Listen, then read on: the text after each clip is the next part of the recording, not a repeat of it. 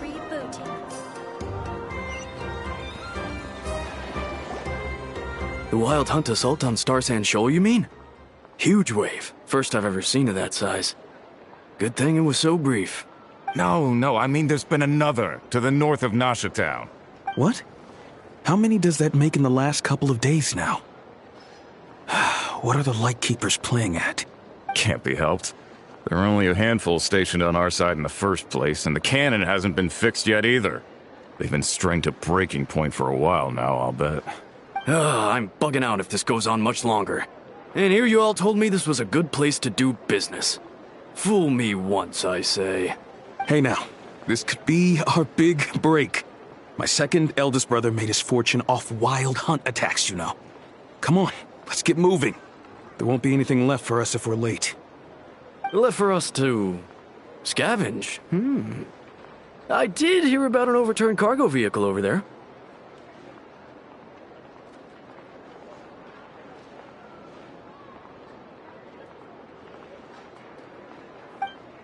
Hey.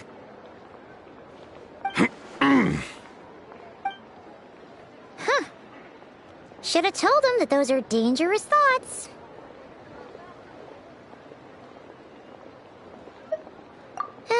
Guess you're right. Even if we solve this Wild Hunt problem, they'd probably just jump headfirst into some new danger if they thought they could earn some quick mora.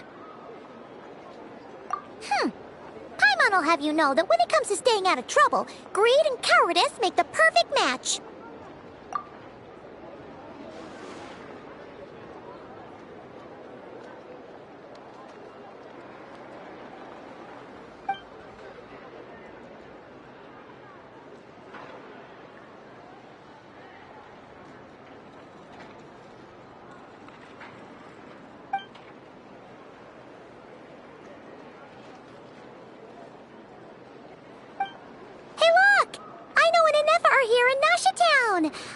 Oh, considering what those people said earlier, do you think they're here to fix that cannon up? Dying to know something, aren't you? You totally zoned out just now. What? No! Paimon doesn't want to spend her days running from that thing.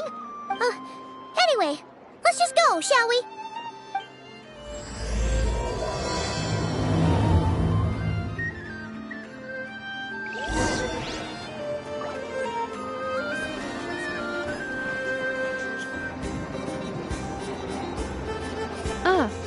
Familiar faces identified. Our good friends, the Traveler and Paimon. Whoa, free manual labor detective. Those evaluations could not be more different. This is Sosi, Sergeant Major of the nearby Lightkeepers. He's stationed here in this town. Wait, that means... He is Flynn's superior, as far as position is considered. A pleasure to meet you all. This is the Traveler and Paimon, friends of ours. They're experienced adventurers who are new to Nodcry. Hi there! Indeed. The sooner we can get it firing again, the quicker we can ease our current predicament. 2 more Wild Hunt incursions have come sweeping in at different locations after the last one at Star Sand Shoal. Our manpower is already stretched as it is. This is more than we can handle. Hasn't Flint's gone back to your HQ to ask for reinforcements? When will they arrive? Huh. Has he now? Yeah. That's what he said he was gonna do anyway. He hasn't contacted me about that yet. As per standing orders, he should be leading a team to root out the Wild Hunt. But I haven't received any reports for a while now. Well, he does act outside the remit of his orders sometimes. I'm a superior, yes, but I wouldn't say I have much control over his actions. So, he made the call for backup on his own initiative? Hard to say. Contacting HQ's a tricky business. I should know, I've tried. They either refuse my requests outright or end up dragging their feet. And all the while, we're the ones who have to deal with the Wild Hunt, which, by the way, can strike anywhere in Nodcry without warning, sweeping across vast swaths of land. This has been a real test of our endurance, to say the least. We need to send our personnel where they're needed most. A single missive will not do much to change HQ's attitude, I fear. Flynn's understands this well enough, I'm sure.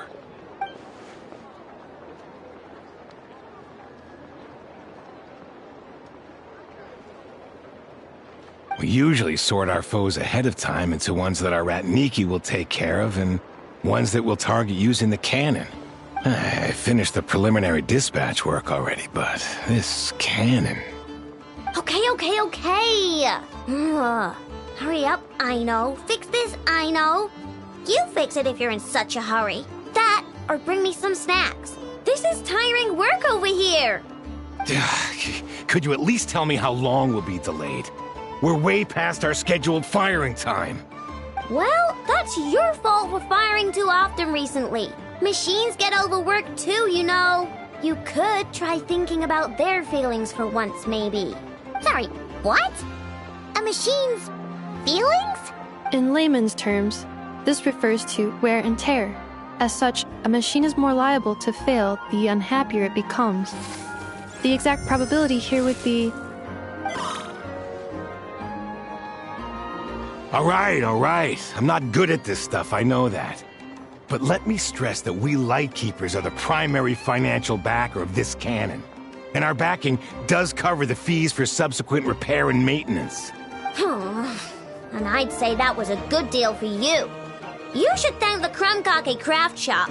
That means me, by the way, for making you such a huge and powerful weapon for such a measly price. Do you even know how much it would have cost you if you bought all the parts legit and fresh off the assembly line? Reminder, your future snack budget will have to be halved without the long-term commission payment, I know.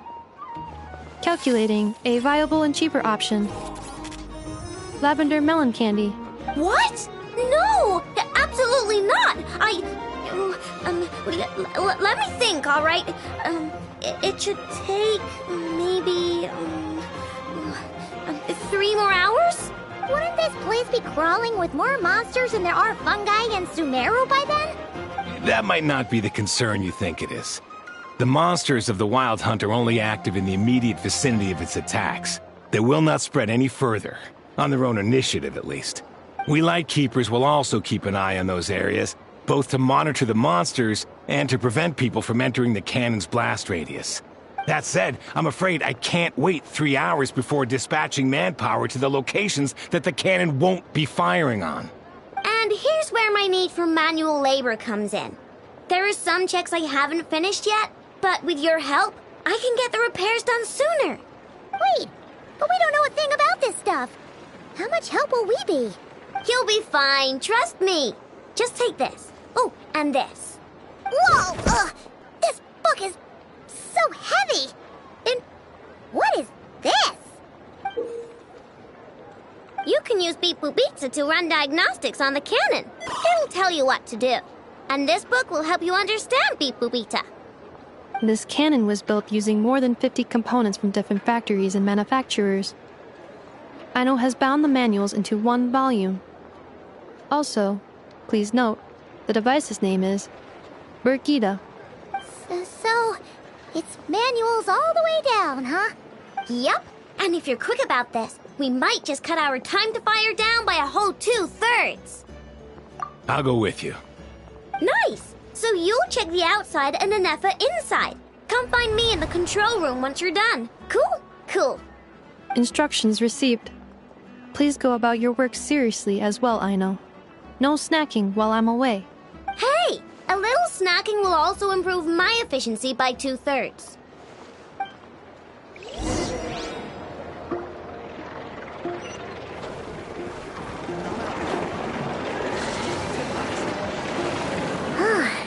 Aino's explanations for things that don't interest her are a bit meh, aren't they? Or is that just how geniuses are? Isn't Beep Boopita just following us around? Sure doesn't seem as smart as she said it is. How are we even supposed to know what to check?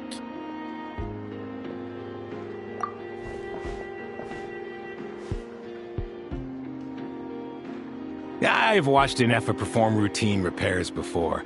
It seems some sort of maintenance port must first be found, and then this small robot will automatically interface with it. Ah, so you're in the know. Nice. What does that port look like? Now that I'm not so sure of. Let's search around together and see what the robot reacts to. Works for Paimon.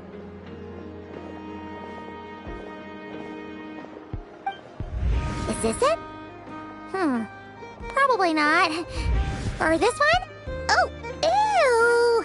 Stinks of machine oil.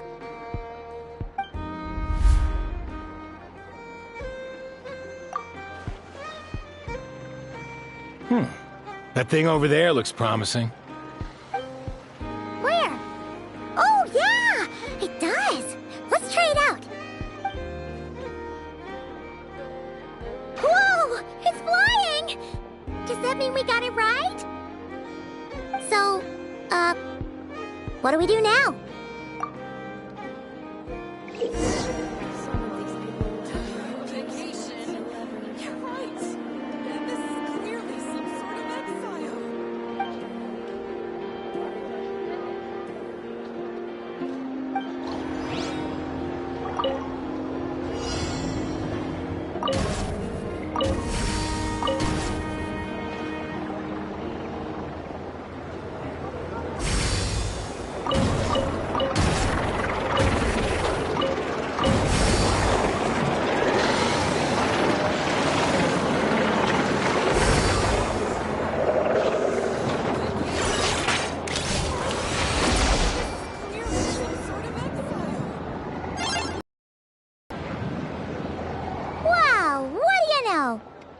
Right.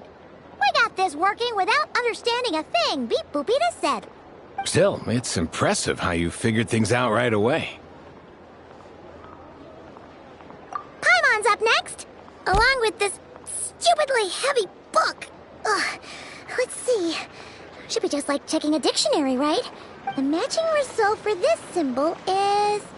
check passed. All systems normal. Wait, is that it? Well, as they say, no news is good news. Yeah, guess you're right. Just feels like we did all this stuff for nothing, that's all. On to the next spot, then.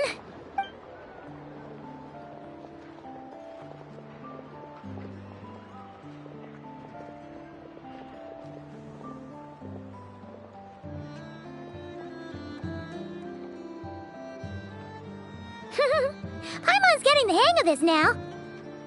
It's this thing, right? And this time...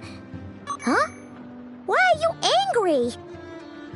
Oh... Huh. Looks like its expressions are also prompts of a kind. Which page is that on?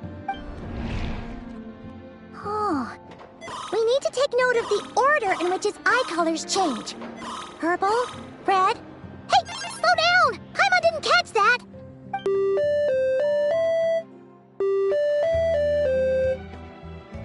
What? So now we've got musical prompts too? Weren't you only supposed to be a beep-boop machine? Alright, one final stop. This was quite a trip, huh? Agreed. I must say, you two have a talent for maintenance work. A bit shaky at points, but not bad for your first job. Good eye. Paimon's the real deal when she deals for real, you know. Really, I'd have liked to share the load, but you were really getting into it, and I didn't want to interrupt. Ugh, couldn't you have mentioned that earlier?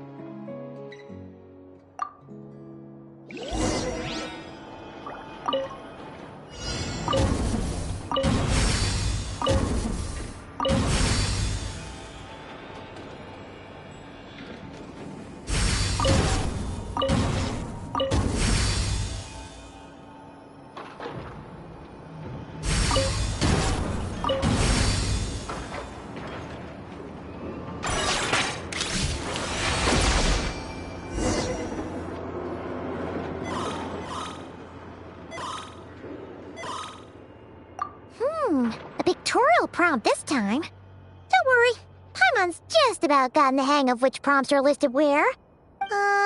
We gotta take note of the flashing patterns. 1 yellow flash, nothing for 2 seconds, then 2 yellow flashes means the components here are overdue for regular maintenance. Maintenance is a high priority task. The device will be rendered inoperable until it is complete. Switch beep boopita to input mode to send out a signal to unlock components. The description of input mode isn't on this page. Ugh, more page flipping. Phew, that was a real struggle. Well, Paimon needs a break now. Yeah, good work indeed. But it seems this input mode requires some additional work to operate.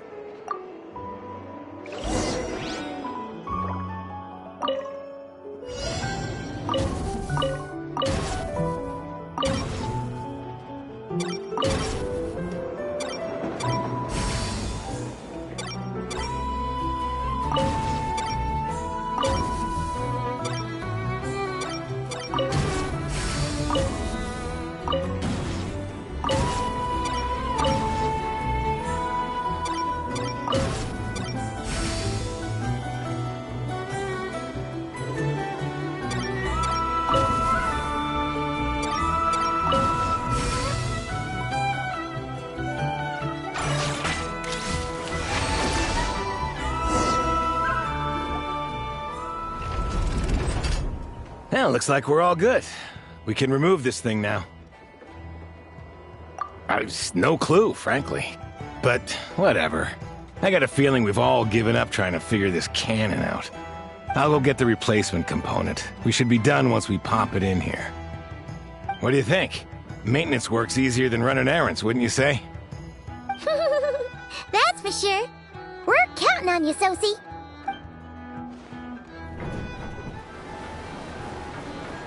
You know what? Paimon took him for the stony type at first, but he's actually a pretty nice guy. Let's wait for him here, huh?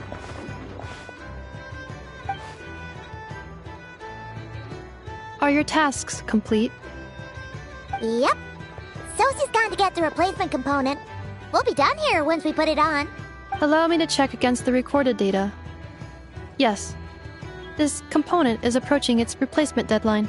The cannon will generate immense recoil when fired. If this is not controlled, the firing platform will become misaligned.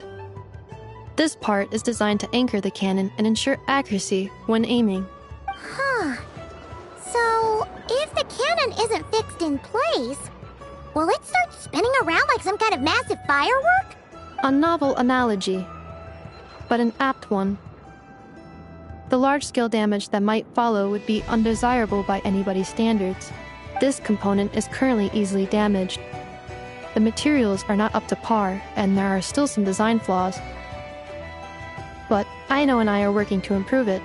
Estimated waiting time remaining: 7 minutes. Would you like a crumb cake? Yeah! Dessert's just the best after a hard day's work. Certainly. It will be ready shortly. Observation. Freshly baked crumb cake results in the most efficient improvements upon human happiness indices. As such, I activated an internal heater before starting repairs. Thanks for the treat. Aino's lucky to have you. Thanks! Things went great over here, too.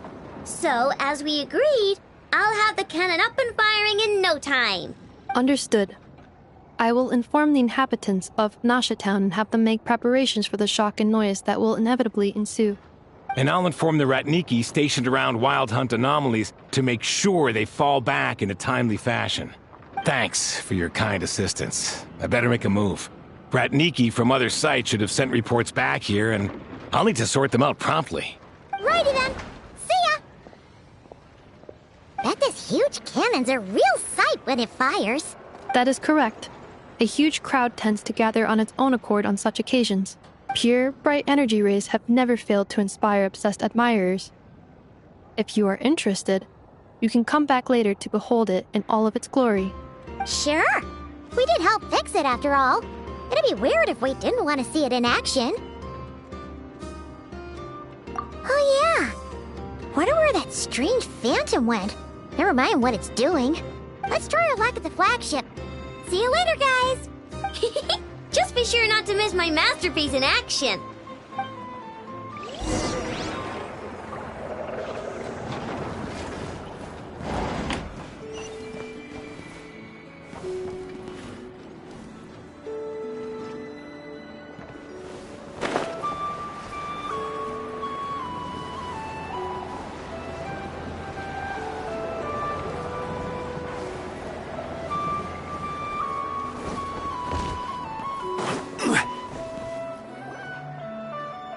Is it just Paimon, or are there more people here now?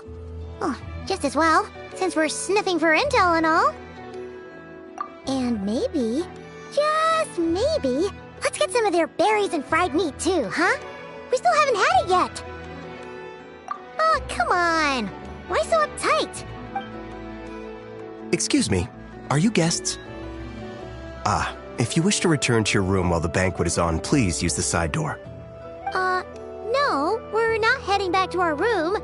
Are we not allowed in here right now? That is correct. Only those invited to the banquet may enter.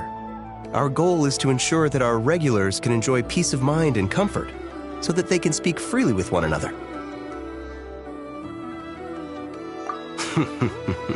Familiar with our ways already, I see. But here in Nodcry, channels hold equal value to Mora. I am but a lowly employee, so you'll have to forgive my inability to help in this matter. It's fine. Can't be easy being you. Looks like we'll have to switch channels then. Never, right? The Curatorium does seem to already have an amazing intel network up and running. But if we ask her straight up, she'll likely squeeze us for all we're worth. Oh, Paimon's got a plan! Lama got Nefer to help her prep some medicine, right? We'll be heading to Hisi Island later anyway to ask Lauma to help us use the moon marrow. Couldn't we deliver the medicine while we're at it? If Nefer doesn't mention a payment, we can cash her services in as a favor. If she does, then we can use it to haggle. The thought of Mora made it worth the effort of thinking up. Come on, let's go!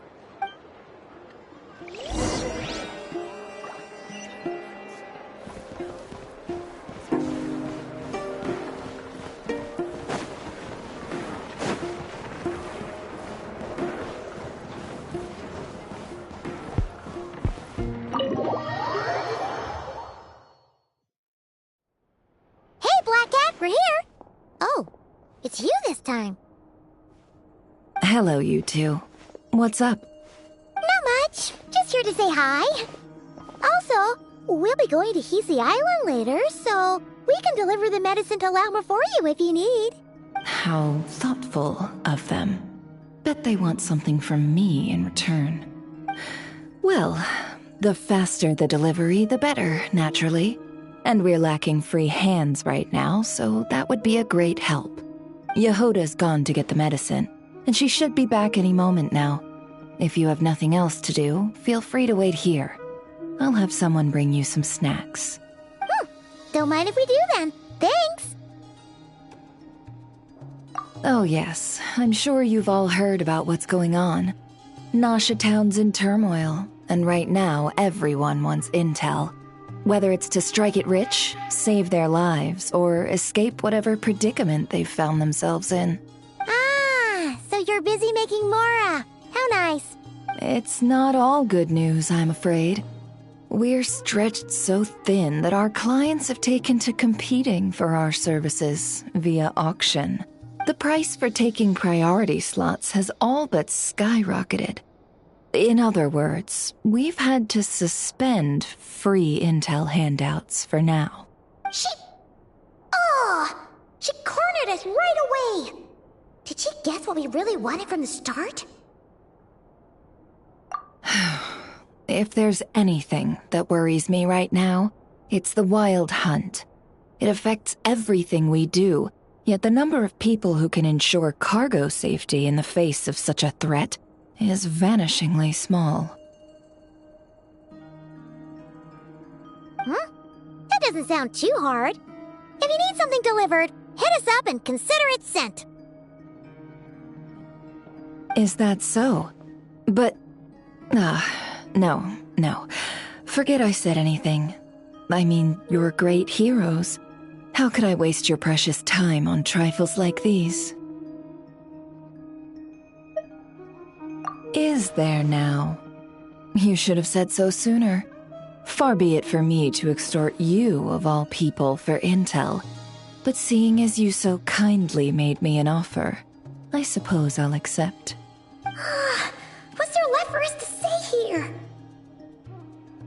More like our common perspective. Most who live here only wish to defend their own interests. But we are different, are we not? We both seek to resolve the chaos that the Wild Hunt has caused. More like make a profit off the Wild Hunt. Paimon doesn't believe a word she says. Dissatisfied, are we? The number of commissions over at the Adventurers Guild spikes during tumultuous times, too. Would you call taking those jobs for Mora a sin? Well, that's... We might squeeze some advantage out of chaos, but equally, chaos could uproot everything we've built at any time. Such is the threat of the Wild Hunt today. And what business would there be left should it end in some great slaughter, or put to flight many who call Nasha Town their home? And as I understand, the two of you are here in Nodcry to follow a trail of clues yourselves, no? Well, yeah. In that case, we should keep Nodcry the paradise people say it is. At least, until our respective goals have been accomplished. You must understand, no force exists here that would inspire unconditional unity amongst all parties.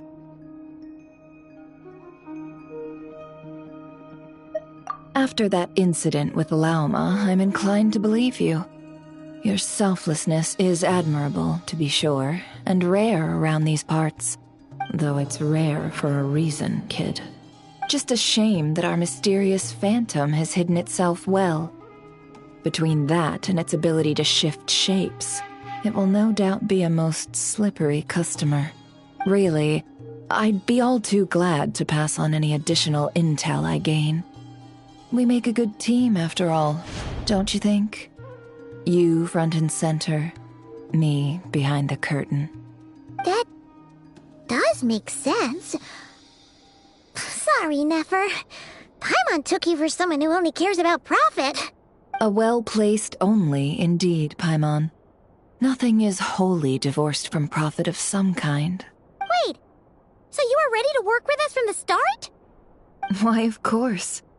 In fact, I was wondering when I might bring this up the moment you entered. But...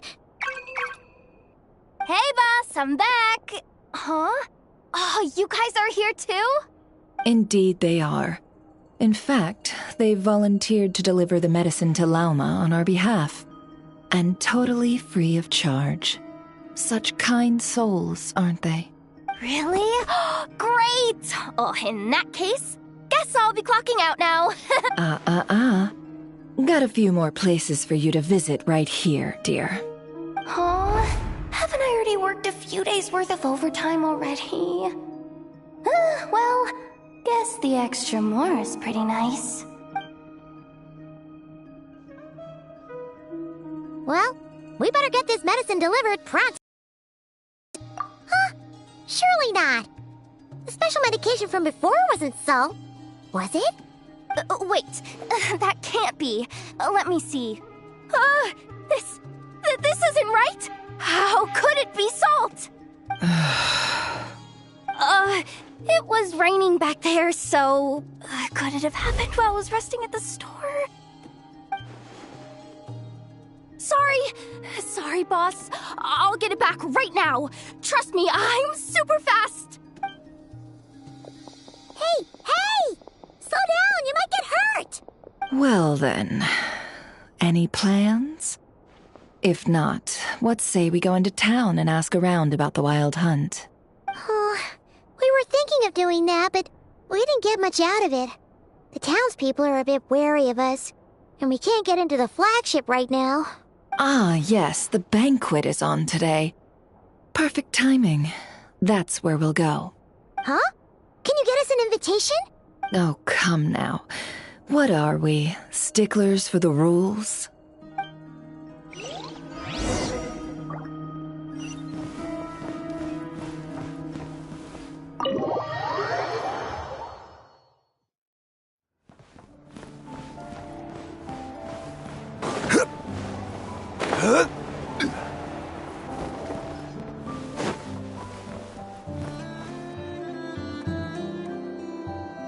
Lady Nefer, a pleasure to see you.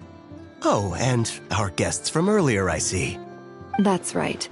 My apologies. Consider it my fault for not having explained the banquet's rules to them beforehand. Oh no, it was no trouble at all. Please, do come in. Yeah, sure, thanks. Not even an invitation check? Oh, Paimon didn't realize Nefer was such a big shot. Yes, channels really do take you places.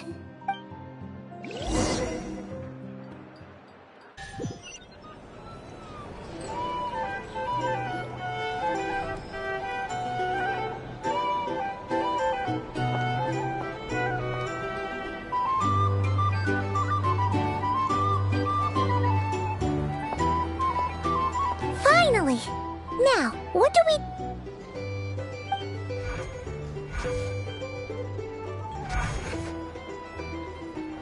Pardon me? I'm sure we're all having a good time, but I would like you all to meet a mysterious guest I invited for just this occasion.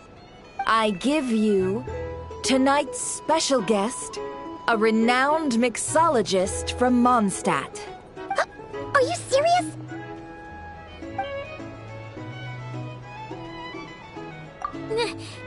Nice to meet you all. I'm sure that no more needs to be said about Mondstadt's wine industry. After all, we are all connoisseurs of fine drink here. The special drinks menu is being set before you as we speak. Now then, for a time, let us set aside our worries and enjoy these exotic spirits from afar. Ah, I see. A new face for the bar. And here I was thinking, that ain't a familiar face. No wonder. Well, it's a rare occasion to be sure. Want to order a glass or two? Sounds intriguing. I spoke to the owner. The bar is all yours. The recipes are available for your perusal here. Not to worry. I've taken the liberty of removing the more challenging options. How'd you set this all up so quickly? Well, as long as you know what both sides need, negotiations are essentially just a process of confirming the deal. No one would turn a beneficial offer down now, would they? The flagship already had plans to invite a professional mixologist from Mondstadt anyway. So consider this a trial run, with the list of drinks brought out in advance. Demyon will assist you. Serving guests with drinks will be the perfect opportunity for you. Of course, every guest will have their quirks, so you'll have to be careful not to arouse their suspicions. Got it! We'll give it a try! In the meantime, I'll go mingle with some of the guests who pique my interest. There'll be a little event during the banquet's second half, by the way. See you then.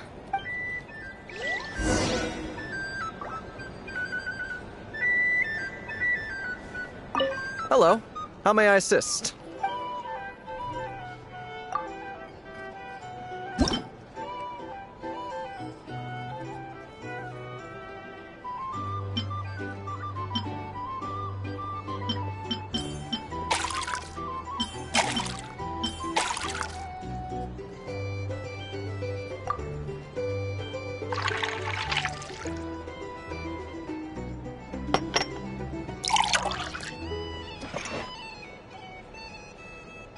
Good work!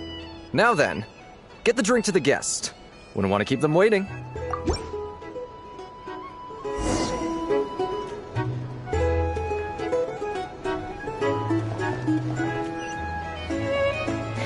Ever consider returning to Snezhnaya? Thanks.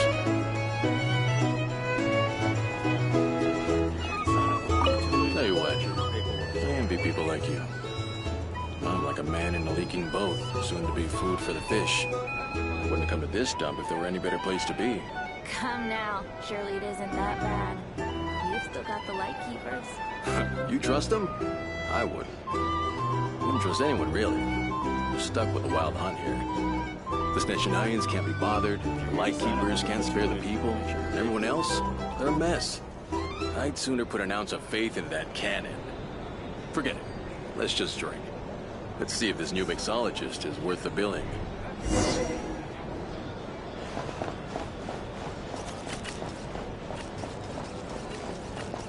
Hello. How may I assist?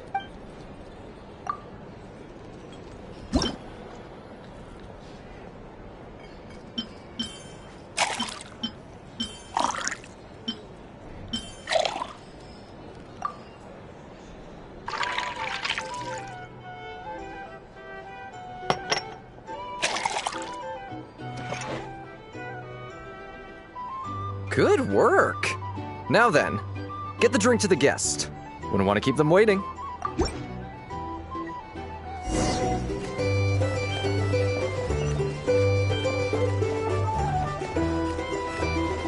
doubt the Lions will stand idly by this wild hunt. Just leave it over there.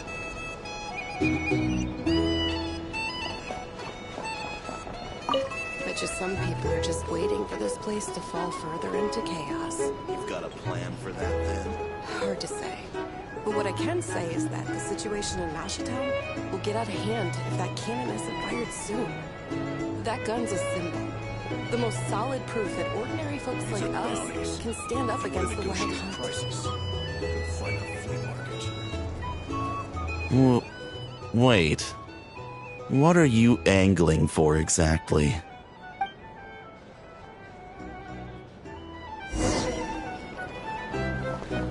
Here's the thing. Well, what if that was nothing but an illusion? What if, let's say, the cannon was never meant to be fired? For our sakes, at least. Surely this town is still of value to those who control it. Of course. And that's all it is. Value. For us, though, there's no place but Mashatown. And we're putting its life and ours in their hands. I get what you mean. Let's just see how this plays out first. Seems like they're all talking about the cannon already. Guess that's why Sosie was so anxious. Hello. How may I assist?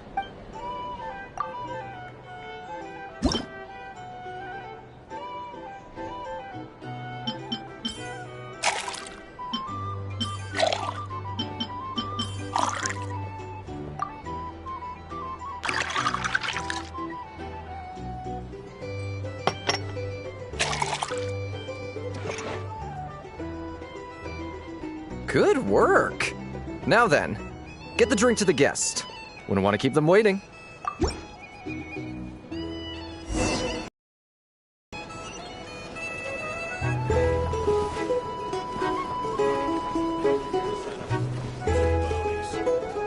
Oh, so this order was yours, huh? Indeed. So, any notable news? Ah, you two must be Nefer's friends. A pleasure to meet you. If you've got a moment, let's have a drink. On my tab, of course. Paimon doesn't recall there being any other orders right now. Sure then, we can take a break. Then come, sit. Dimyon, 2 wildberry trails if you would. Without alcohol, much obliged.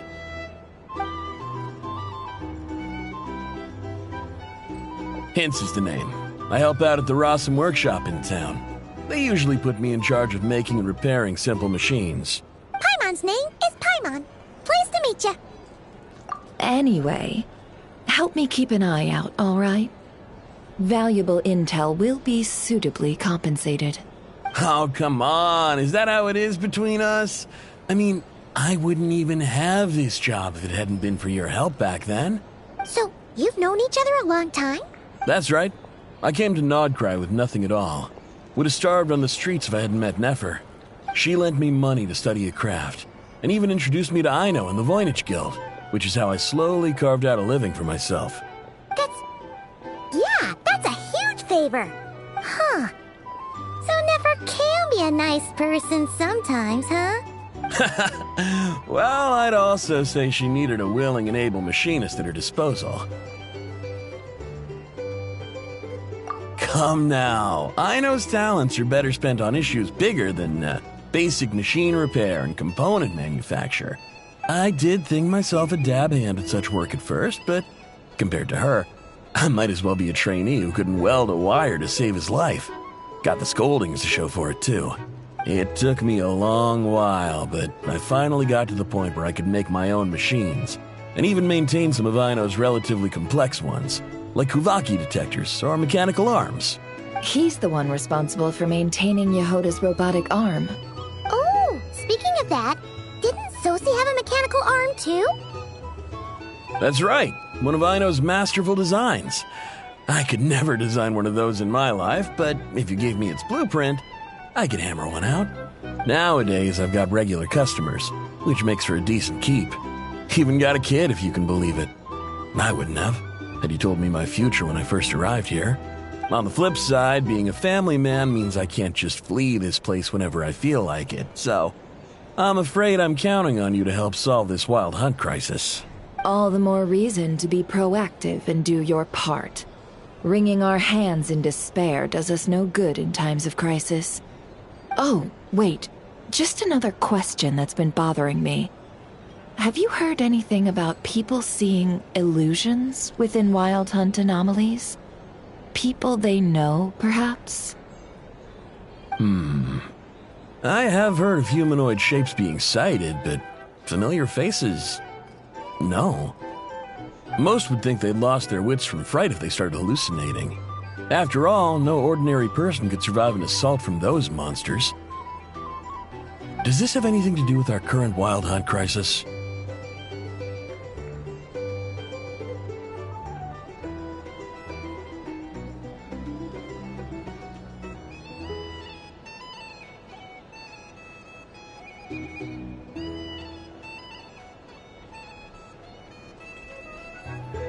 Perhaps.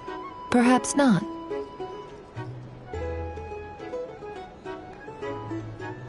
All right, I get it. I'll keep my ear to the ground for you, and naturally, my lips will stay tightly sealed.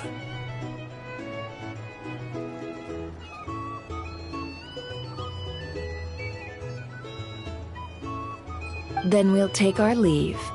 Enjoy your drinks.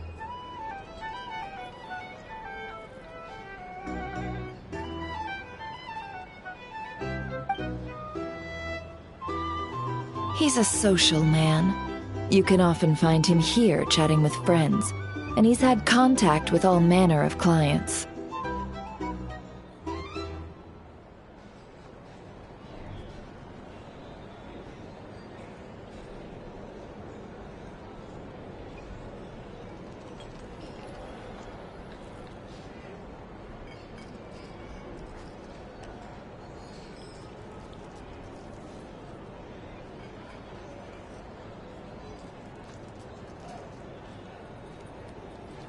Since he's never heard of the Wild Hunt exhibiting the power to imitate familiar faces, might it be safe to assume that our Phantom wants to keep that a secret?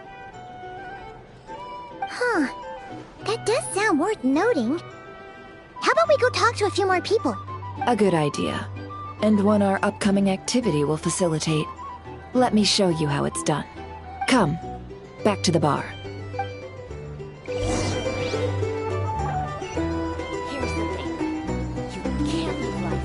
Little spice.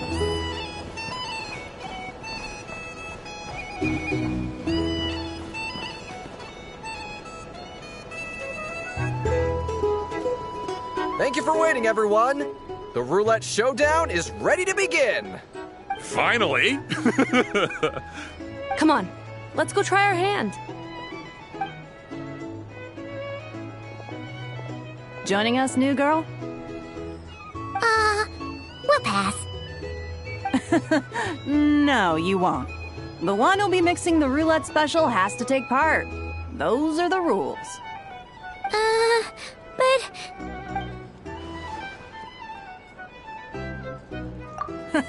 That's more like it. Since we have a new friend with us today, let me go over the rules in brief. The wheel before you is divided into an inner and outer circle. Participants must take turns to spin the pointer of the inner circle. Whatever beverage it stops at, our lucky contestant will drink. The drinks are divided into juice, tea, and alcohol, with that last further divided into 3 levels by intensity. Spin your way to a non-alcoholic beverage, and you'll score no points. Otherwise, you get 1 to 3 based on alcohol content. During a round of drinking, One participant may choose another with less points than them and pose a question, which the other party must then answer.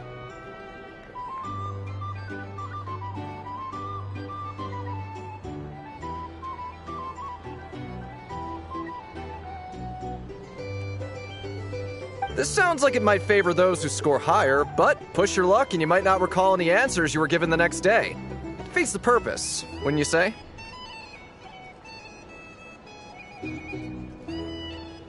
And that's why the person mixing the drinks has to take part. You know, just in case they decide to pour heavy, then sit back and watch the show.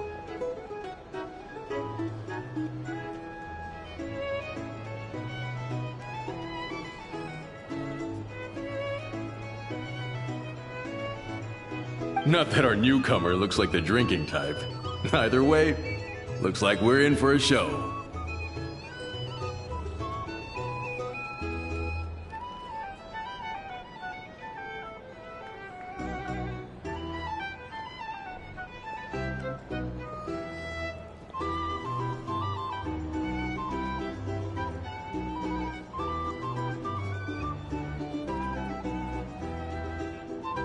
Anything you drink will be replenished. And additionally, I have decided to sponsor a grand prize for this grand occasion.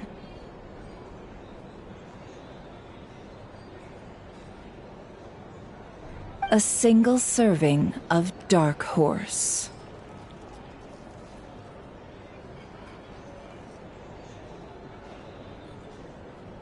What? Do my ears deceive me? A chance to drink Dark Horse and not cry? Dark Horse. Guess we'll have to take part now, huh? Indeed. The Dark Horse could be yours to enjoy, so long as your luck holds. And so long as you can remember its taste the day after. And if our lucky winner can drain the whole serving in one go, they will gain the right to ask everyone a question, regardless of their score. High risk, high reward. That's gotta be some strong alcohol. Now, if there are no other questions, let us begin. Allow me to get the ball rolling.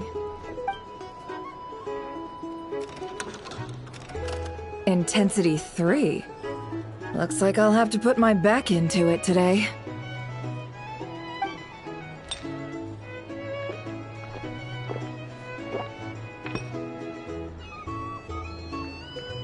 Let's go! Wow, this is kinda intense. Oh, my turn.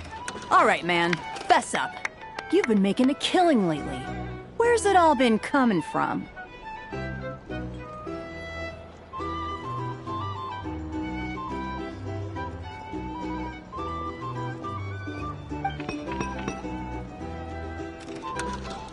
Hey, bro. I heard you met up with some big shot from the Voynich Guild. Mind introducing me sometime?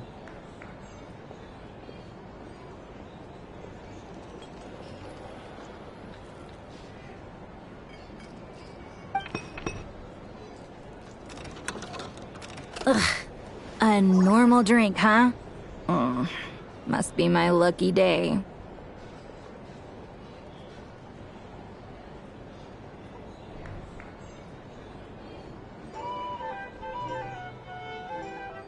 We've reached the final round of the Roulette Showdown. Let's see who gets the last laugh.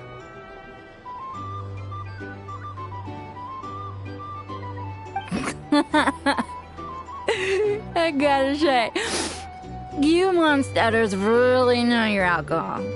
These recipes are super good. Teach me, would ya?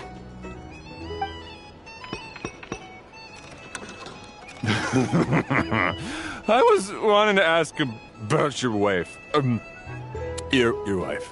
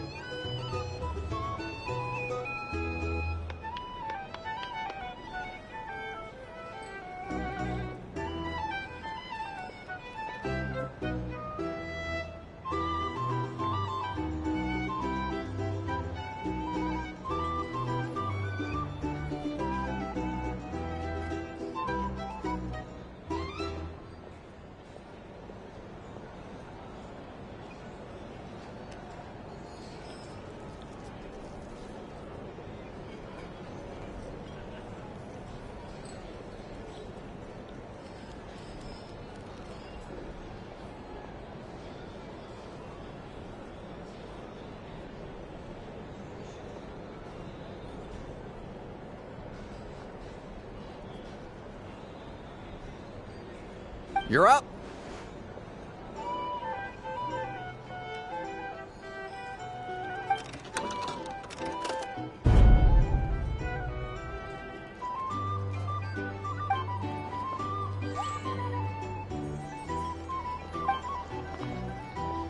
Whoa! New face here just drew the dark horse. Bottoms up! Bottoms up! Hey, will you be alright? You wanna just give this one to Paimon?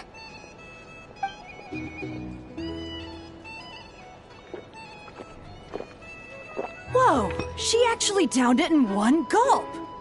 Nice job! No wonder you Mondstadters have such a reputation. Me? Well, what do you think? Monsters, of course. Absolutely. If there was something else, I didn't stop to see it. Just took off as fast as I could. Oh, and guess who showed up just as I'd gotten out of there? Those good-for-nothing Rataniki, that's who. If my luck had been just a little worse, they'd have found nothing but my corpse. Or whatever was left of it anyway. Either way, there's nothing in there you'd want to see.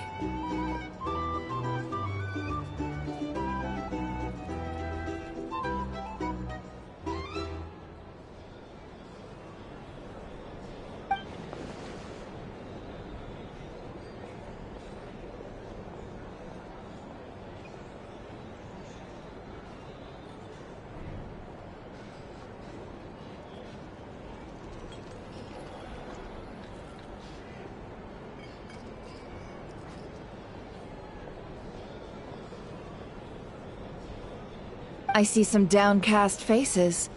Why, have we all hit our limit? Huh.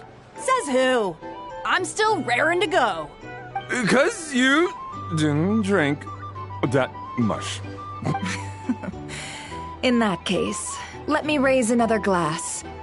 To a blast of a showdown and a wonderful evening.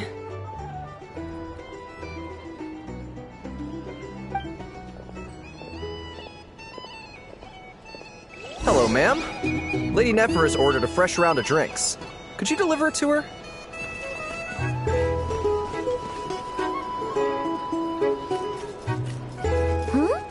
Are they playing cards? Paimon spies some elemental dice. Same as usual then? One die, 100,000 mora. I'm not here to do business with you. Come now, I've already ordered us drinks. Or are you looking to add another line to your ledger of arrears? Oh, so this is a business deal. So, let's go over this again. One die, 100,000 mora.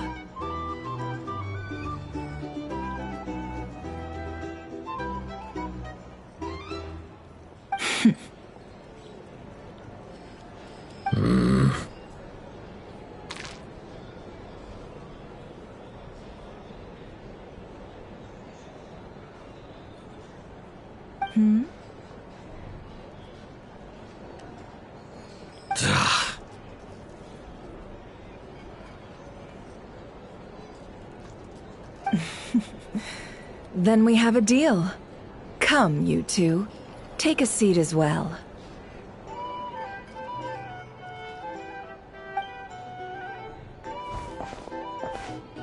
What are we even doing here?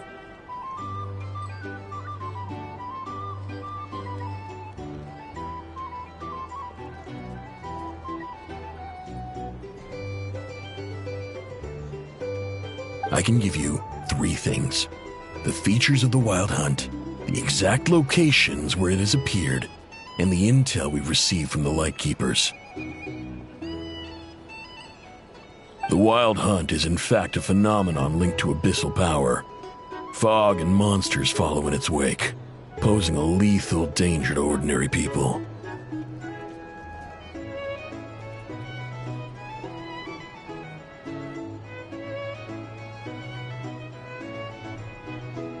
On the flip side, these monsters cannot leave the fog, so the disaster cannot spread quickly. We already know all that. Ah, fair enough. Then I won't beat around the bush. Here's a map of current Wild Hunt anomalies that I snagged from the Lightkeepers, including the locations they'll soon be bombarding.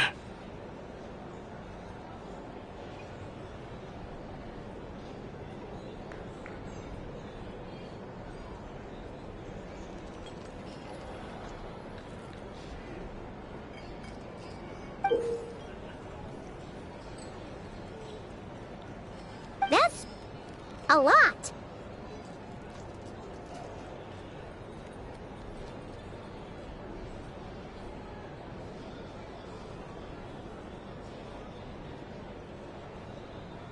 We've never seen anything like this either. That's why everyone's so worked up.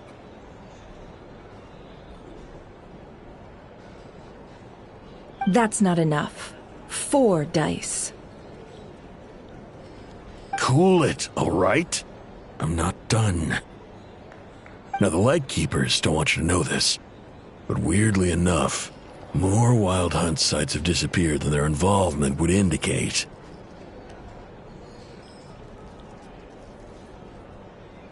Isn't that normal? They're not the only ones fighting the Wild Hunt after all. Adventurers do that too, and maybe some just go poof by themselves.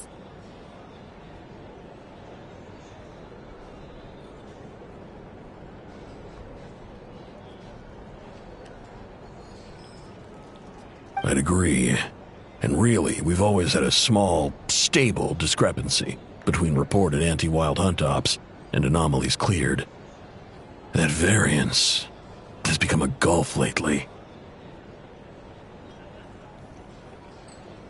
What could that even mean?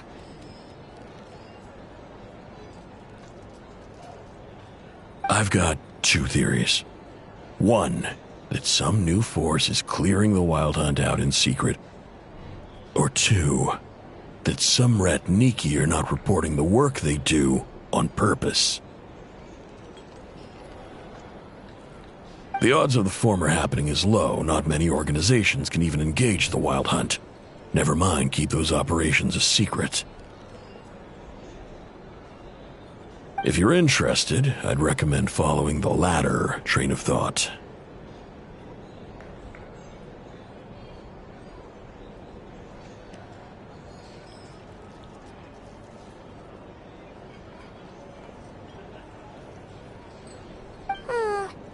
Paimon doesn't really get it. What would anyone gain from doing that?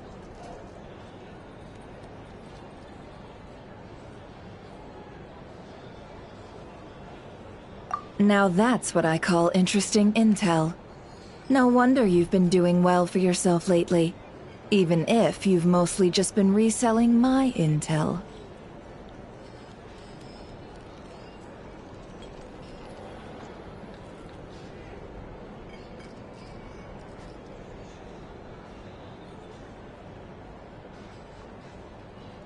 Please, stop. This is all I've got for you.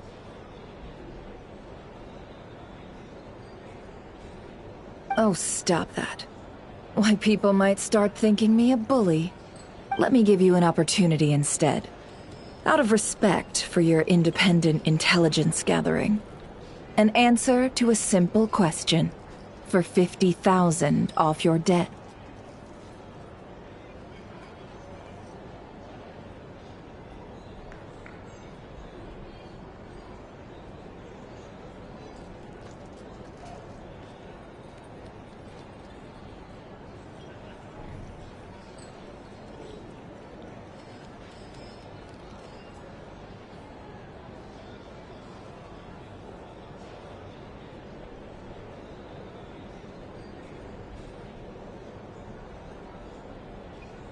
Have you heard of people seeing familiar faces within a Wild Hunt anomaly? Or experiencing something akin to, say, an illusion?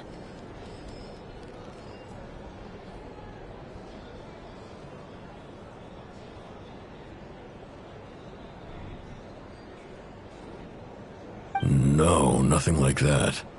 Nothing at all but ghostly shadows.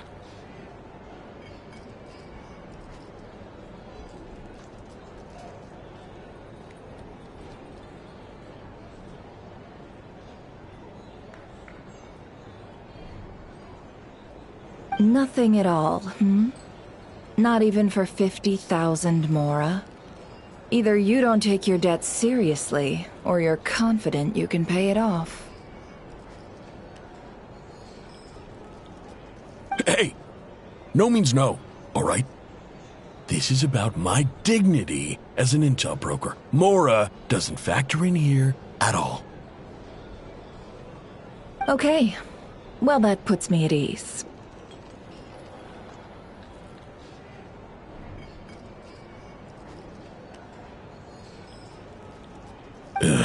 You really are the same as ever.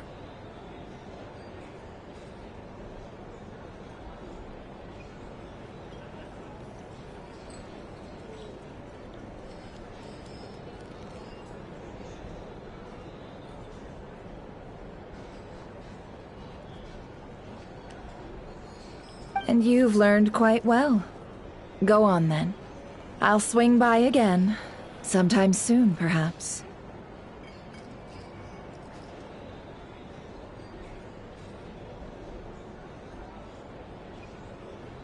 Ugh.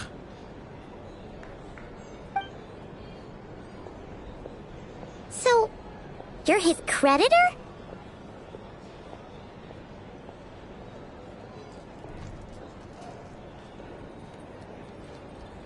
Indeed I am.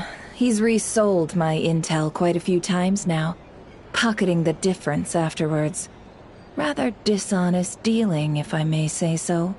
As luck would have it, he would only purchase information from me when he was just about done negotiating with his buyer.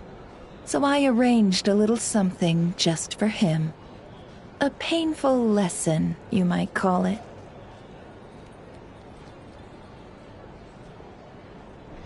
Ooh, that sounds brutal.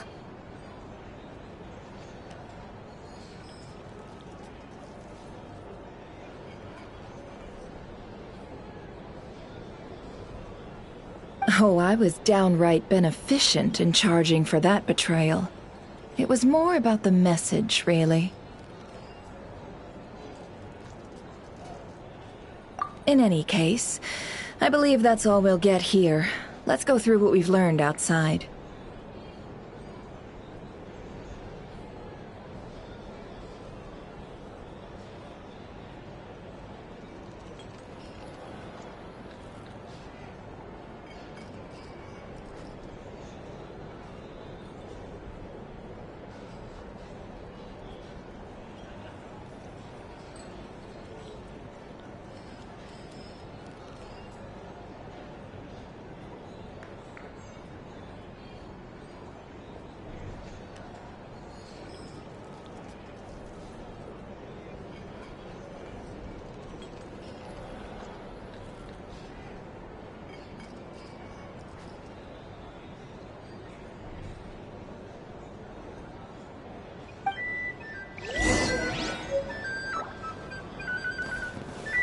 Sign up with the Fatui.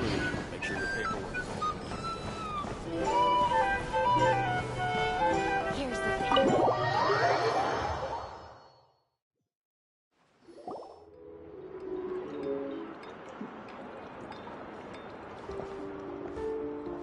thing. Most of our intel seems quite dispersed, so let's try piecing it all together.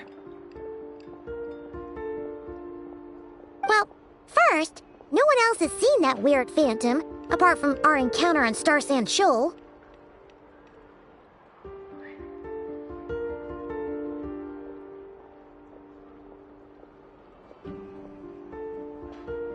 Indeed. And we have that from multiple accounts, so each statement corroborates the others.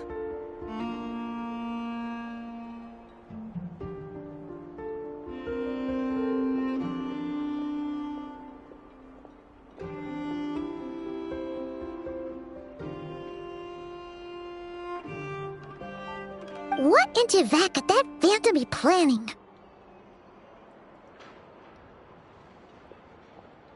Agreed. Instances of the wild hunt afflicting Nodcry in general have increased in frequency, but the phenomenon itself hasn't changed much.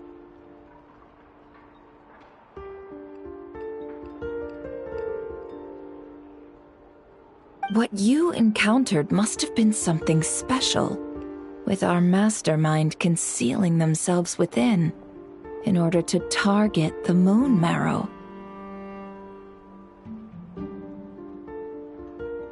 In which case, two questions arise. Who is this mastermind, and why would they want the moon marrow?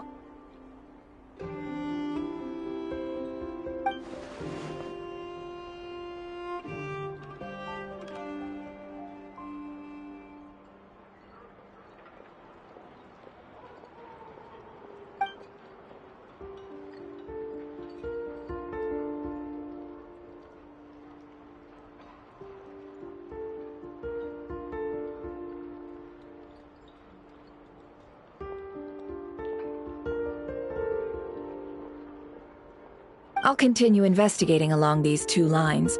We can reconvene again if any progress is made.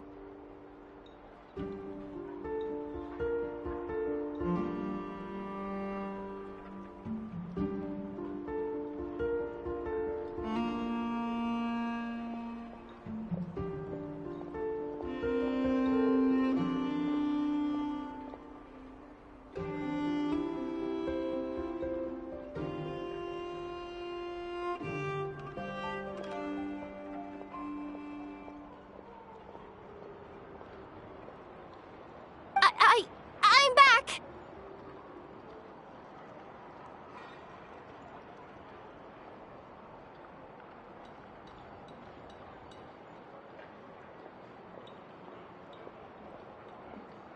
Luckily, the store owner kept the medicine bottle I left on the table safe for me.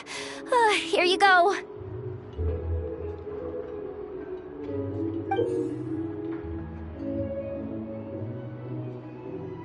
Huh.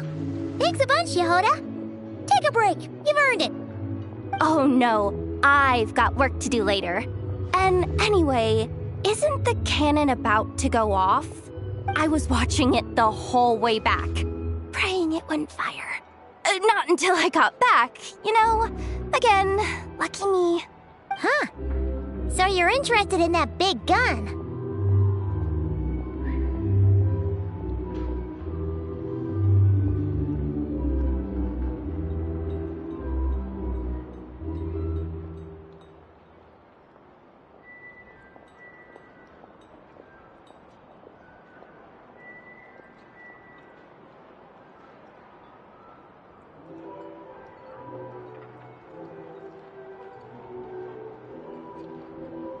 Of course! I mean, just think about it. Something that size is bound to be comprised of thousands, even tens of thousands of parts, fused in such a way that it can operate smoothly and fire off a supergiant, super strong beam!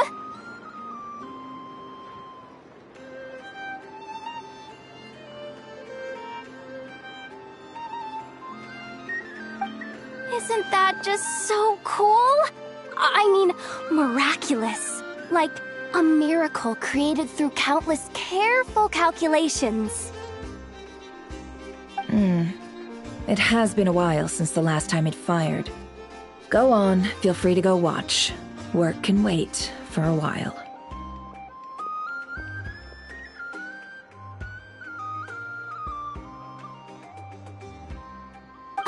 Thanks, boss. Anyway, y'all wanna come? It'll be worth the while and worth your wait. I swear. Might as well. Fruits of our labor and everything, you know?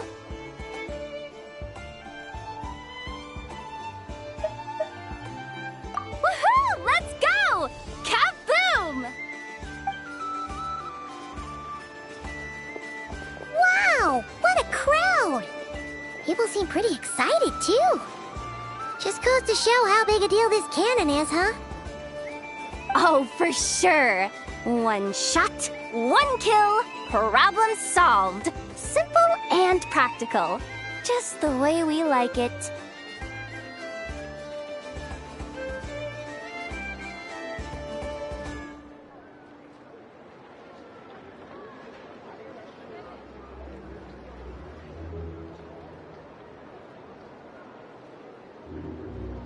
And even if that wasn't how it worked, just listen to how it roars. If that isn't power, I don't know what is. If only I had that kind of strength. Hey, don't think like that. Your skills and smarts have been a big help to us, too.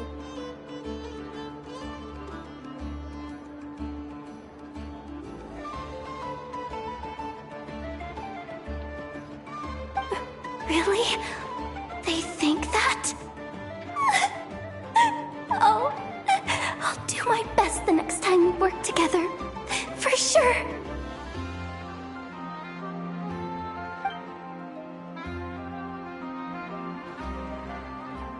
Hey, look! It's starting!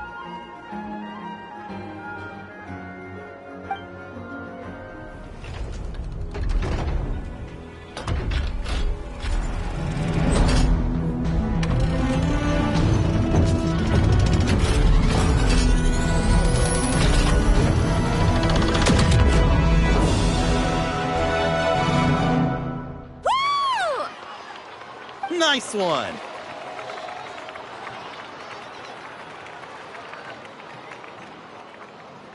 Finally, all fixed up. Nothing to fear now.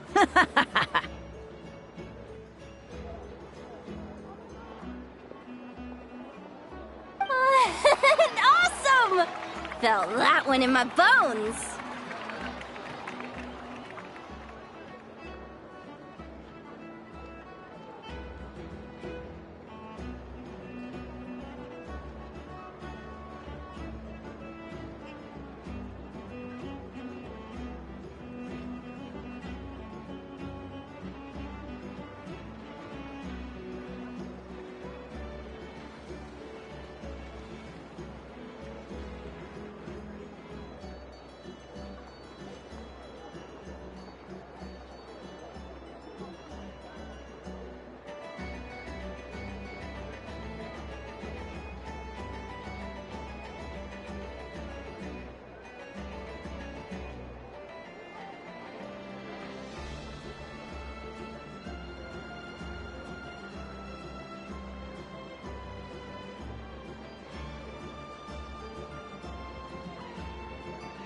Whew! That sure was powerful. And pretty dazzling, too. Guess that's why everyone's been counting on this thing. Surely the Wild Hunt doesn't stand a chance.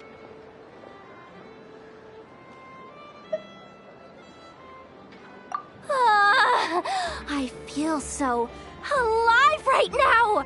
Overtime? Ha! It's gonna be a piece of cake!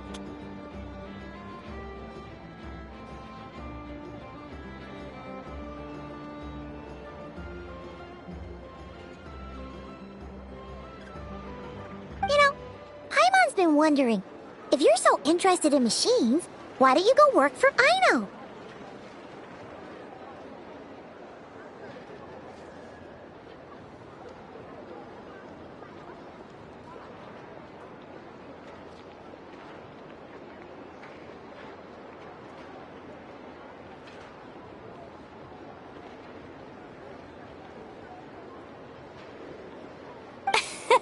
That's what we call drawing a line between your work and your hobbies.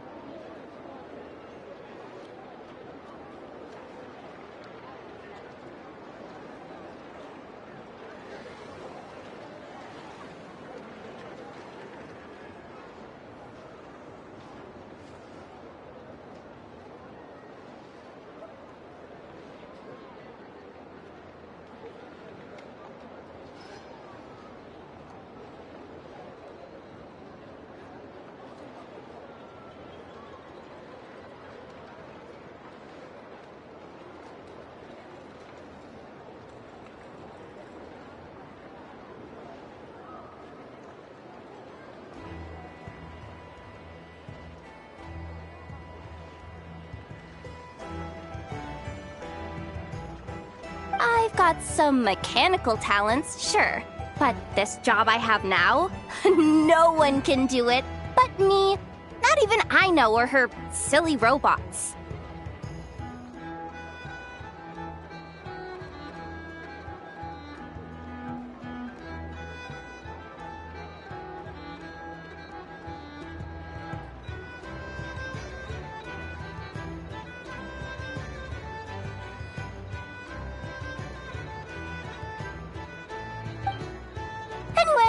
Gotta go!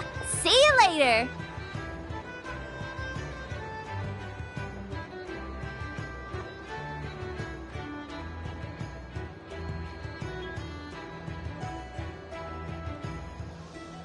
Says the person who got salt and medicine mixed up.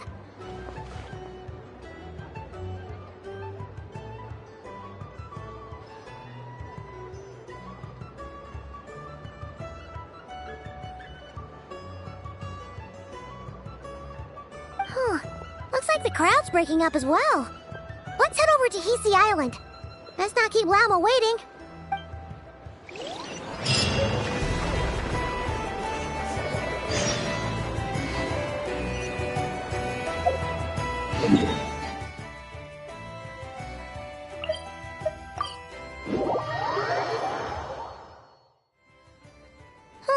Let's see now. What's changed since we were gone?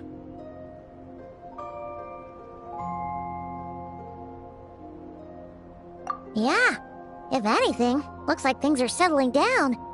That's Llama for you.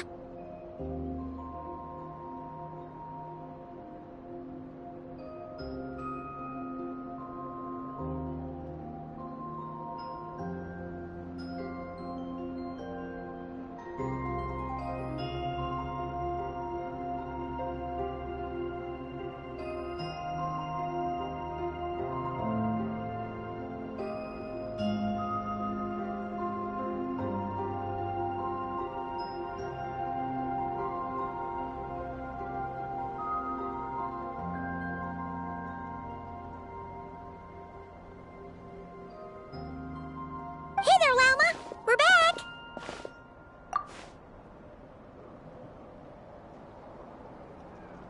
The cleanup work has been much more complicated than I expected. Solving problems that have built up over time is a tall order, to say the least.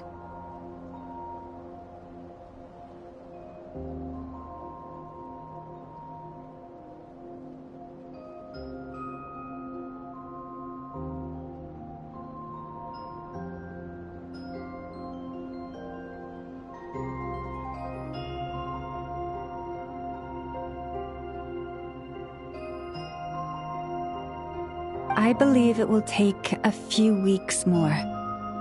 Fortunately, those who remained appear to have shaken off the initial confusion and are becoming more proactive by the day.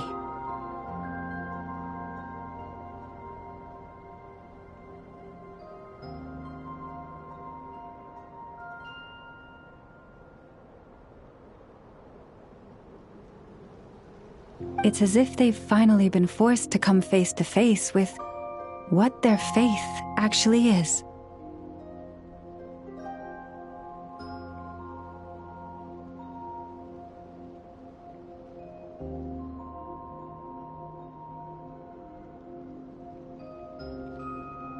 And it's all thanks to you.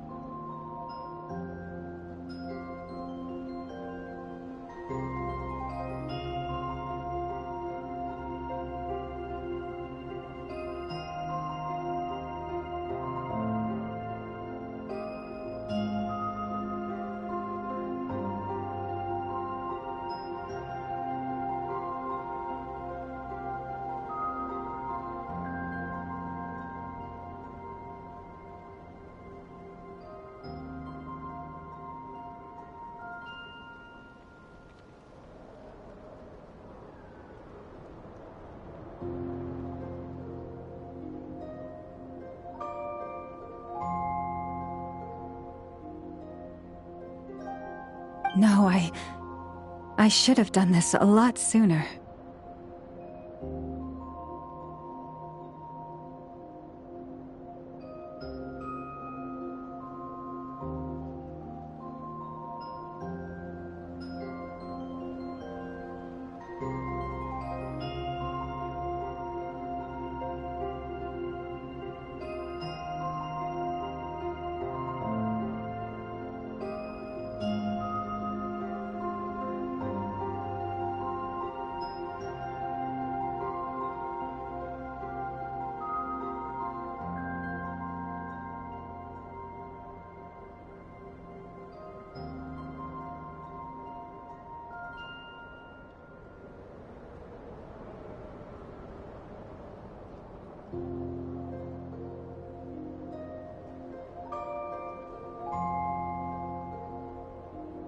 I've been focused on taking care of myself these past few days, so I'm in a good place. And since you're looking after the Moon Marrow for us, I should be able to help you investigate the truth of the past.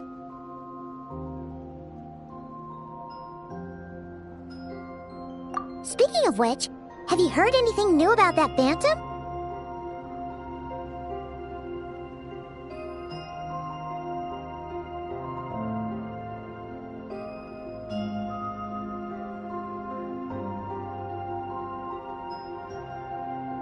I've tried asking around, but to no avail. What about you? We haven't made much progress either. But here's what we've got.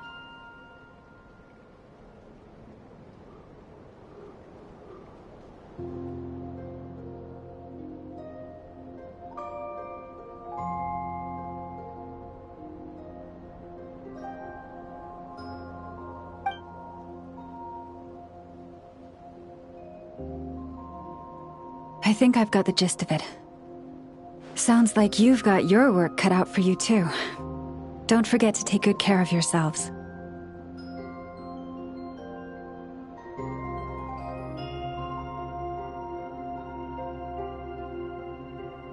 In any case, please, come this way.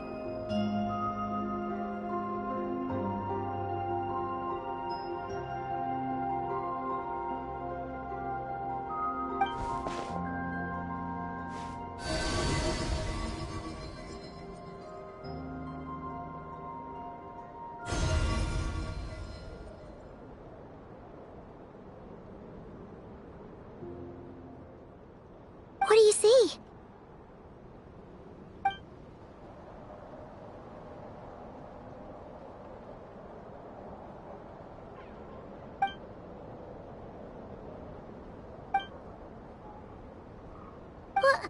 Is it over already? This appears to have occurred a long, long time ago. The memories I sensed are highly turbulent and disordered, so that is all my power allows me to discern.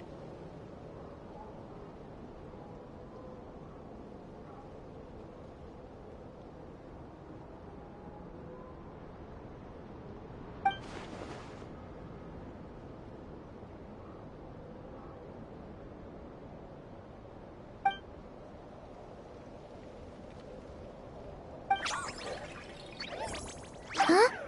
What's the matter?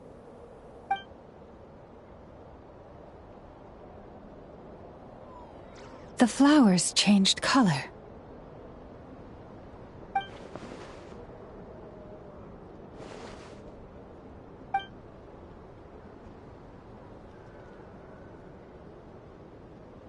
Yeah, we should go see her and see if we can help her in some way. I'll leave that in your hands then. Oh wait, here you go. This is the medicine you asked the Curatorium of Secrets to help prepare earlier. Ah, thanks for coming all this way with it. You've been a huge help. Also, if I may, I have a feeling that Kuthar might be able to help you get a more detailed glimpse at the memories about your spaceship. Oh, that's true. She's the Kutara after all. But we best check if she's doing okay first. See you later then.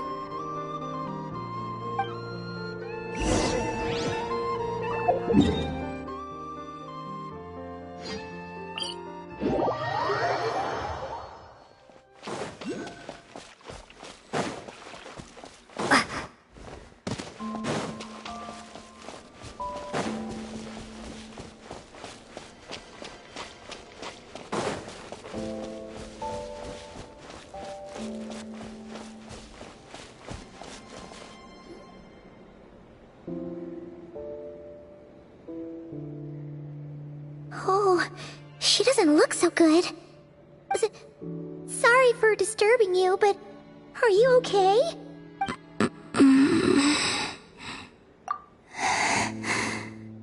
Dizzy. It's like I'm returning to the moon.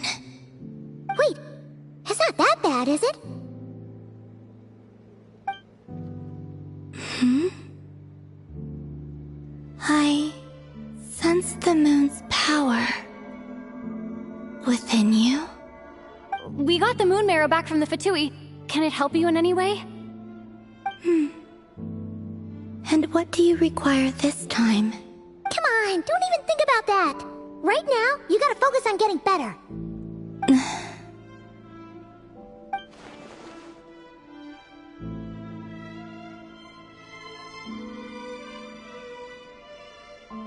I might need your assistance in the future. Oh. Very well. Give me your hand.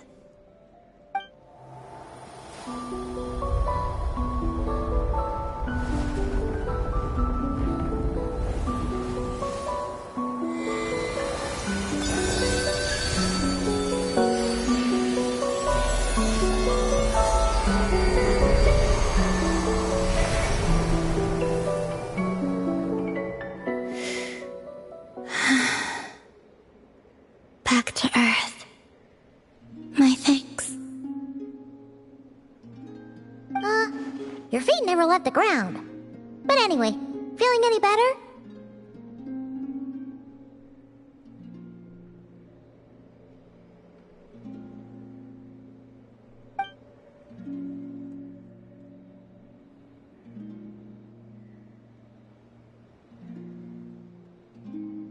Significantly.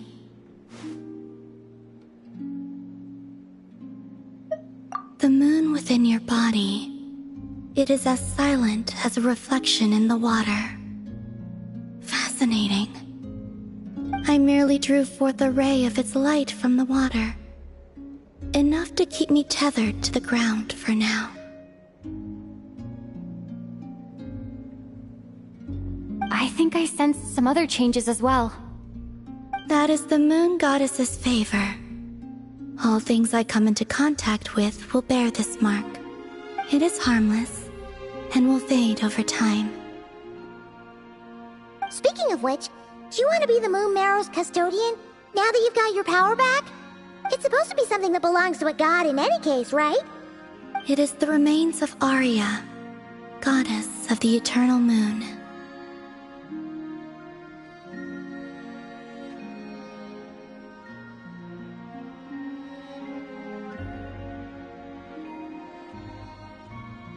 So it does have to do with... Wait, what? Did you not know this already? Lama just said it was different from the other fragments, and that she could sense divine power within it. And she is correct. When I drew that ray of moonlight from the marrow, I also drew some memories from within. That is how I know that it belongs to the goddess of the eternal moon. But Lama also saw the past by using the moon marrow. Why didn't she see that?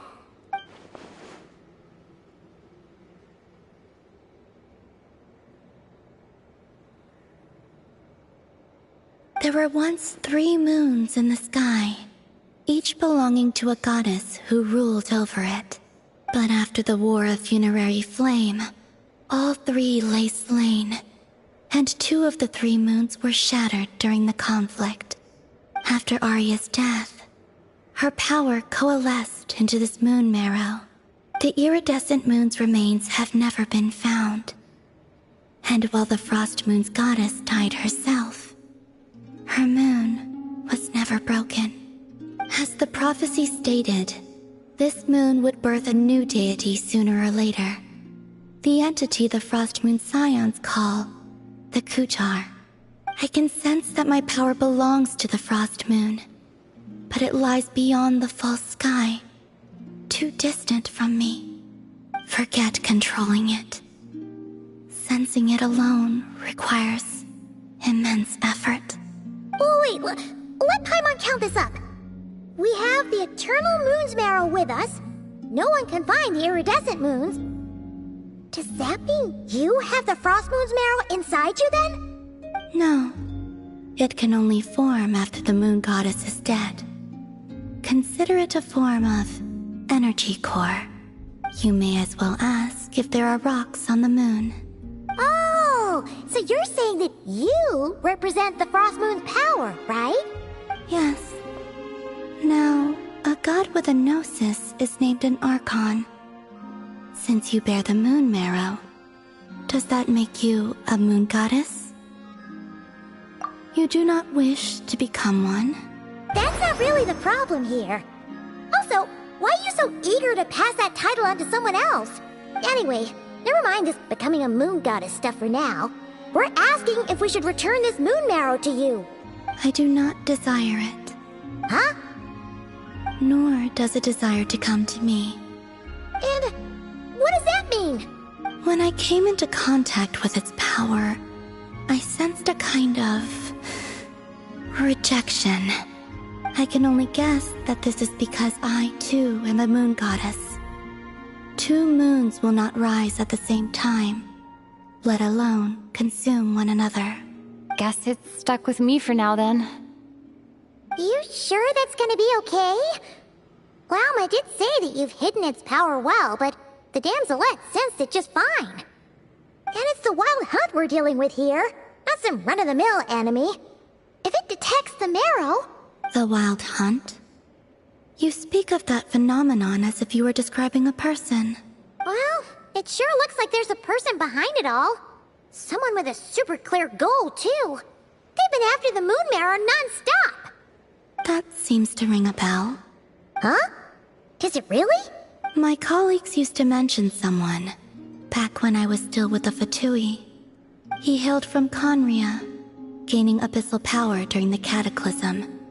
And he had a consuming fixation on the moons. Conria? Well, we don't know if the phantom we saw has anything to do with that, but the details kinda match. What was his name? I only know what others called him. The Reikir of Solnari. Huh. There was that title too. Yes. Wait a second. Dane mentioned him, didn't he? Does that mean that our enemy is Rerir, one of the 5? Huh? If that was the case, surely he'd be stronger than this, though. I have heard that he disappeared not long after the Cataclysm. But when I asked my colleagues where he went, they replied, "Do you really not know?" Why would they say that? The tale of his final fate has it that he fell into the moon's reflection, from which there can be no return. Wait, hold up, pause. There's just too much information. I felt the same. They seemed to think that I should be the one who would know everything about the moons. But as I said, my prologue lies beyond the false skies. I do not even remember my name. Oh. Either way, following his departure, the wild hunt situation worsened drastically, and it has since become a byword for abyssal disaster. The present phenomenon may have inherited the same title, but it far surpasses its past incarnation in both scale and lethality. Oh, to think that we're up against one of the infamous 5 sinners. That's way too much for us to handle. That incident on Star Sand Shoal must have been luck then. Or maybe he wasn't giving it his all. And even then, he still defeated Marionette. Oh? What did you just say? Would you mind repeating that? That's your ex-colleague? So, we were on Star Sand Shoal together, and she was beaten by the Wild Hunt, too. Did you just laugh? No. She totally did. Are you two on bad terms or something? No. I simply imagined the put-out expression she must have worn in that moment, and found it interesting. She seemed quite shaken. Oh, she'll adjust soon enough. She's very good at that. Okay, anyway, we've gotten off topic. Now that we know how dangerous the guy targeting the moon marrow is, you sure you want to carry it around with you, Traveler? If Fatui intelligence is to be believed, Rerir would prevail even if all of Nod Cry were to stand against him. Perhaps something restricts him, if only for the moment. Before I decide, there's a favor I'd like to ask you, Columbina. What do you need? Do you think you'd be able to show me what happened when my brother and I arrived in Nodcry? I mean, when our spaceship first landed? Sure. That was quick. As I said, this to me is but a single ray of moonlight. Nothing to it. Give me your hand, and ready yourself.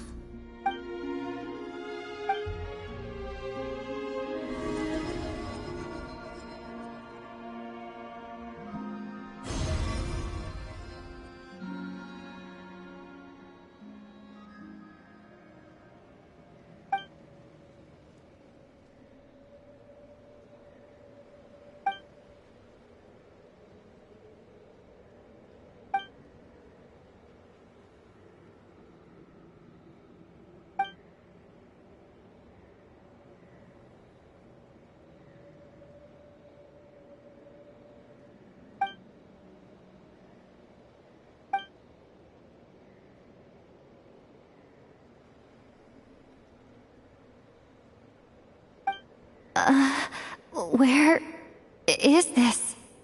Lumine, come on, we have to leave this place! What? Hey, are you okay? Our spaceship. A long, long time passed after we landed. No one left the ship during that time. But Ether found me from outside of it somehow. Huh? How would that even be possible? I don't know. The secrets within memories are like cookie crumbs. Take a bite, and they go everywhere.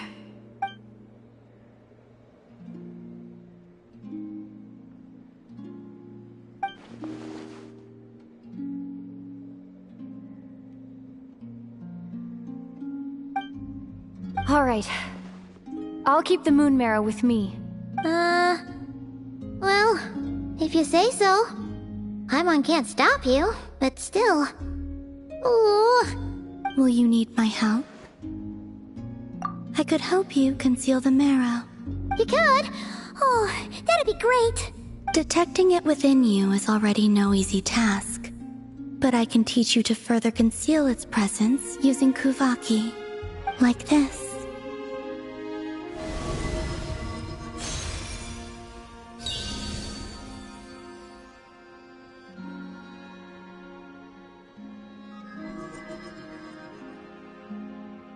Ooh, looks like a shield.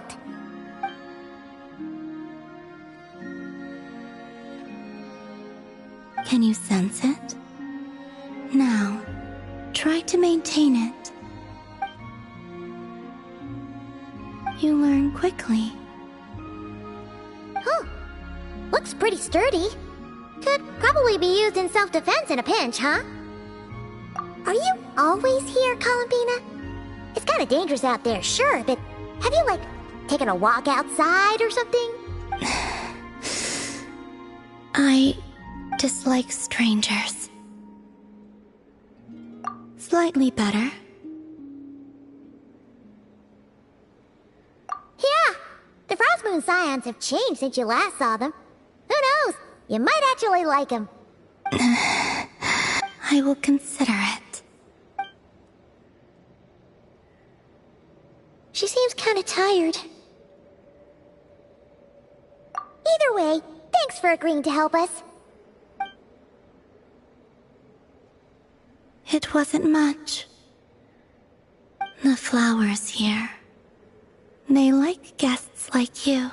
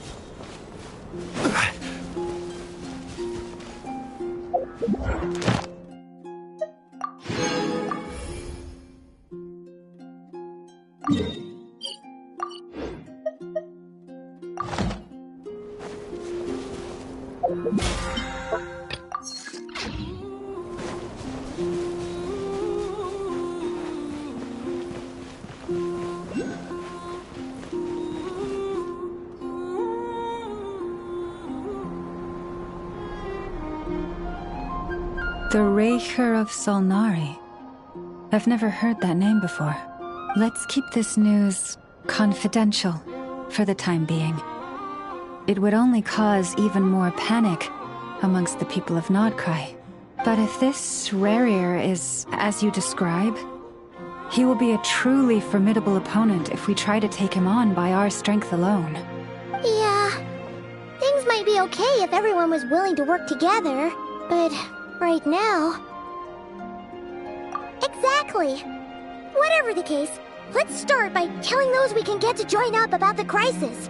As it happens, we have our own reasons to protect Nodcry, but even if we didn't, we'd never leave people in the lurch. That ain't our style.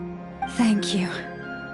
The Frostmoon Scions will stand with you to prevent this crisis as best we can.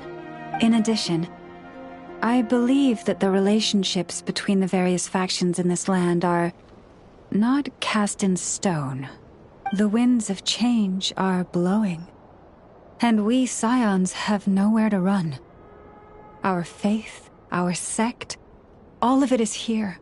Whether our foe is the Fatui or this Raker, we must stand our ground and remain true to ourselves, even to the last. Let's see.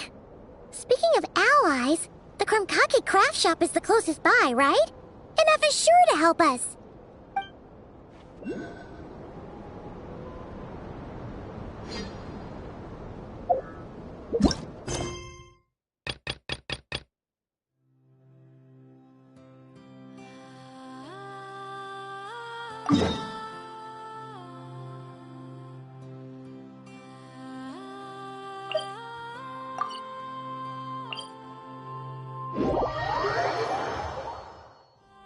Osman.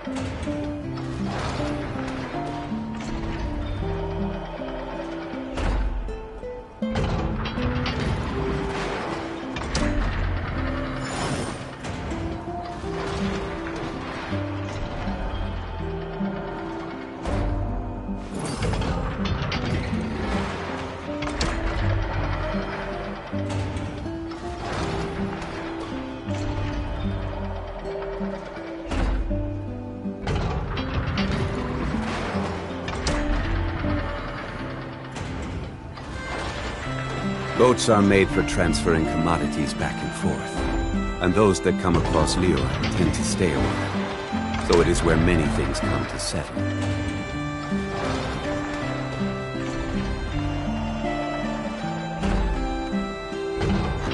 Osmanthus wine tastes the same as I remember, but where are those who share the memory?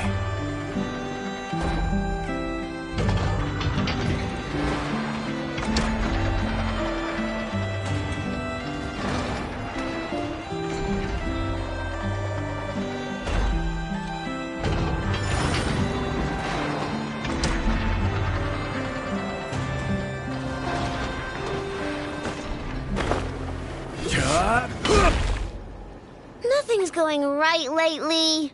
Is a good night's sleep too much to ask for? There, I know.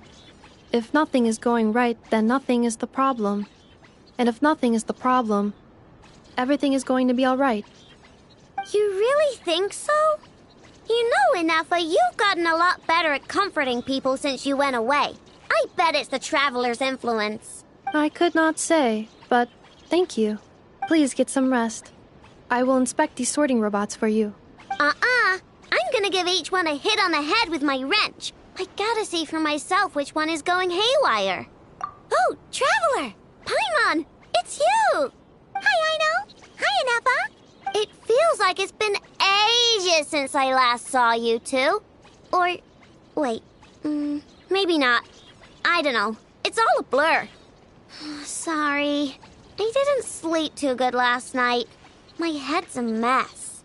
But anyway, seeing you makes me feel a bit better. I know. It appears my analysis was correct. Huh? You were getting upset over nothing, but now that the Traveler and Paimon are here, your mood has improved. Conclusion. Everything is going to be all right. Huh. Well, I can't fault that logic. Oh, what's the matter, Ino? You can tell us. Whatever's going on, we'll help you out. Oh, it's nothing major. People keep getting into fights around here, and last night they crashed right into my workshop. All the clinking and clanking makes it hard to sleep. Oh, sounds like the Clink Clank Krumkage craft shop is living up to its name. Oh, sorry, not the point. So, who are these people? They sound dangerous. Do not be alarmed. It's a group of treasure hoarders on the run after stealing from the Fatui. Treasure hoarders? Dipping into the Vatui's pockets? Wow, the Nokrai faction's pretty bold. Sorry, again, not the point. What matters is, disturbing people in the middle of the night is unacceptable. Yeah, before Inafa came back, all I could do was hide in the workshop and curse them under my breath. But now, I can teach them a lesson. I already cleared them out last night. You will not be bothered again, I know. You're the best, Inafa. Wow, so problem solved, right? Well, the sleeping problem is solved, but now there's an issue with my prospector bots. They're supposed to sort out the useful treasure from the junk. Nice! Sounds impressive. No, not impressive. There's a traitor among them. Correct. The sorting bots delivered several items of no utility this morning. The ratio of useful to non-useful items suggests that one of the bots has malfunctioned. My bots don't just break down for no reason. You know what I think? It was sabotage. And it must have been one of those people from last night. Then we'll find them and make them pay. Yeah! But first, I need to figure out which bot they messed with. How are you going to do that? By staring him down. You gotta put a little pressure on him and see which one starts to sweat. Okay, so psychological warfare? That works on robots? I don't know. If it doesn't work, I'll just drag them into a small room and interrogate them one by one. Whoa! How's that fair? Two of them are just hard-working little bots. If I take them apart, even though nothing's wrong, it'll hurt their feelings. Okay then. Ahem. All right, listen up, you three. One of you has messed up big time. And if you don't own up, you'll be dragging your friends down with you. So, time to come clean. Or we'll, what are we gonna do again? We'll let you off. But just this once.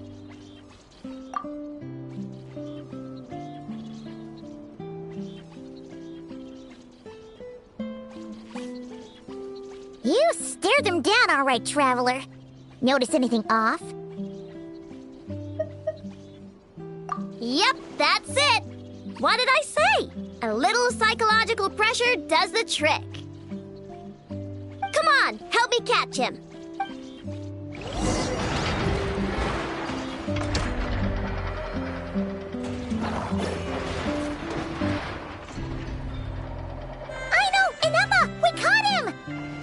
check him over?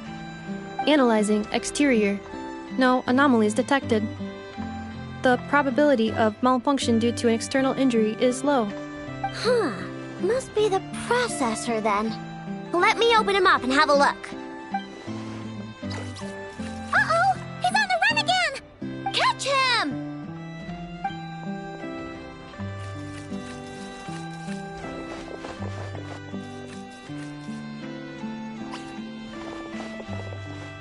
What? Is that him? How did he get so big? No, those are scrapped sorting bots. It appears he can still connect to them. Okay, well now I'm getting curious. There's more going on here than a simple malfunction. But we need to catch him first. Try sucking him out.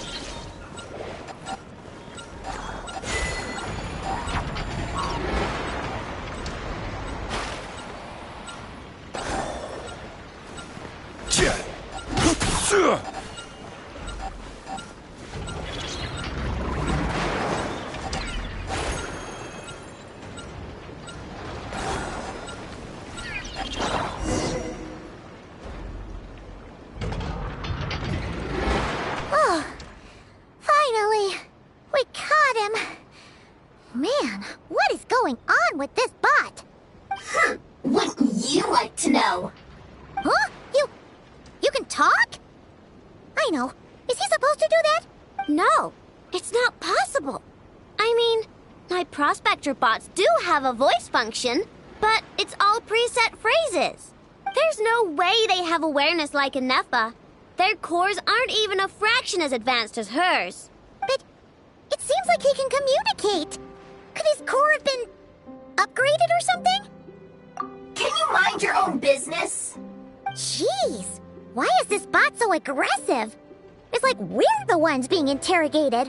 Oh, just you wait. If you don't get out of my sight, I'll round you all up and send you straight to the fortress of Marrowseed. The Fortress of Marrowseed? What kind of place is that?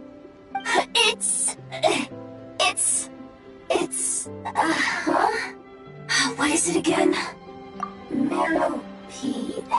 Yeah, that seems right. Would you stop with the personal questions? So intrusive. Leave a girl alone. Whoa! What do you mean, girl? You're a junk sorting robot. I'm a girl. Okay, well, I'm not sure what happened, but something is definitely wrong here. This isn't the prospector bot I know, that's for sure. Well, guess the only way to find out is to open you up and see what's going on. Don't come any closer! Somebody help! It's okay. I'm a girl too. That doesn't change anything!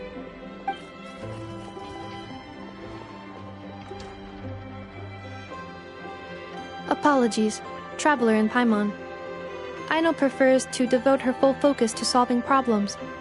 I believe she needs some time to get to the bottom of this issue. Perhaps it would be best to follow up tomorrow.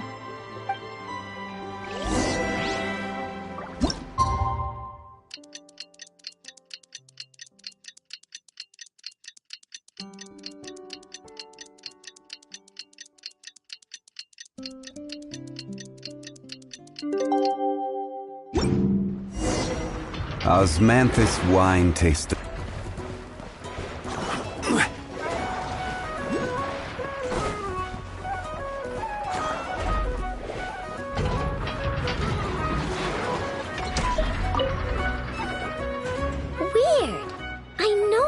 Installed an average Nogcry machine core. I know, and Emma, we're here. Greetings. I mean, I found the source of the malfunction, but now I have way more questions than answers. What? Why?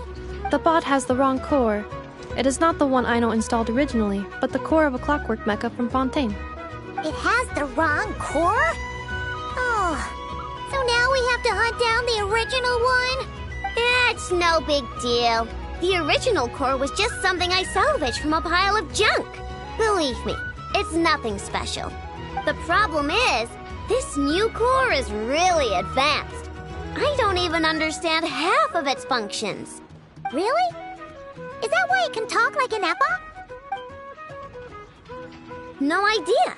What I can tell is that this core went through a massive explosion at some point. Almost all the modules are damaged, but I can't fix any of them. Wow! If even Aino's stumped, it must be really complicated. The core originates from Fontaine, but little is known about this technology. Without relevant knowledge, a breakthrough will take time. Yeah, but it's not all bad news. I managed to extract a useful bit of information from the data I could salvage. One word. Charred. Charred? Is that its name? I doubt it, but I'm sure it's important. It was stored in the deepest part of the core. That's the best protected part, which is why I was able to salvage something from there. The best protected part? In the event that my core sustained damage, that's where I would move all Aino-related data to keep it intact. Ah! Knock on wood, knock on wood! Your core is gonna be just fine, Inefa. Don't jinx yourself like that. I was engaging in a hypothetical discussion. Doesn't matter, you still gotta say it. Say knock on wood. Knock on wood. Like that? Yeah! Whew, that was a close one. Huh? Anyway, I bet there's other data preserved deep in the core too. Otherwise, this thing wouldn't be able to talk. And I'm gonna extract it all. Here, data, come to Aino. Man, this core is so mysterious. But if it's so high-tech, how did it end up inside a random prospector bot? Bingo! That's the question, isn't it? Who replaced the original core with this one and why? I mean, even though it's damaged, the research value is off the charts. Bingo! That has to be the answer. You know what happened the day before it started malfunctioning? The Fatui chased a group of treasure hoarders straight into my workshop. I'm thinking the treasure hoarders stole the core from the Fatui and needed a place to hide it. So, they stuffed it in my prospector bot and handed the original core over to the Fatui to smooth things over. Makes sense, don't you think? I'm pretty clever, right, Inefa? Of course. In fact, intel from the Curatorium appears to corroborate this hypothesis. Several of Marinette's subordinates were robbed on their way back to Snezhnaya. Although it is unclear what was stolen, the culprits were identified as a group of 3 treasure hoarders. Their leader is a silver-haired woman wearing a hood. As for the remaining 2 members, there is a man with pink hair and a man with purple hair. Wow! So Paimon was right. The local treasure hoarders around here aren't bold. Actually, this group has only been active recently. The Curatorium suspects them to be outsiders not local to this area. Who cares? Yehoda said they're just a bunch of small fry anyway. Yeah. If those treasure hoarders really did mean to hide the core in this bot, they're probably gonna come back for it. Let them come. If they're nice, I'll even share my crunkakes with them. And if they're mean, Inefa will give them a good old knuckle sandwich. And if they try to take back the core? I already thought of that. I'm just gonna hide it. Inefa, can you get Little Chard and the others to come over here?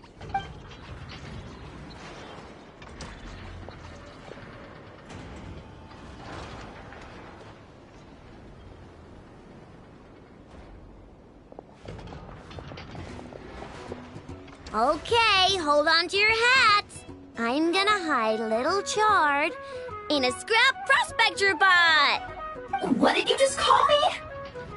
Come on, we have to call you something. What? Do you already have a name? Lombro. What kind of name is that? Did you get it from somewhere in your data bank? It doesn't sound like a little girl's name to me. Oh, so use Lombro as a last name. Huh, I kind of like it. Then it's decided. You're Chard Lombro from now on. No complaining, all right? You're stuck with it either way. You're the one who decided to hide out here, so from now on, you work for me. Don't think it likes the sound of that. Correction. This bot has no capacity to like or dislike something in its current state. Huh? Why? Because its core was destroyed 6 ways to Sunday! So, right now, its tone and mannerisms are all just a simulation of whatever data has been preserved. Like, remember how I found the word charred in the data? Well, if that refers to a person, then basically, little Chard is just imitating their way of speaking. Oh, so that's how it works. Anyway, we can figure all that out later. First, we need to make sure little Chard is hidden. Why don't you take the reins, Traveler? It's super cool. You'll see.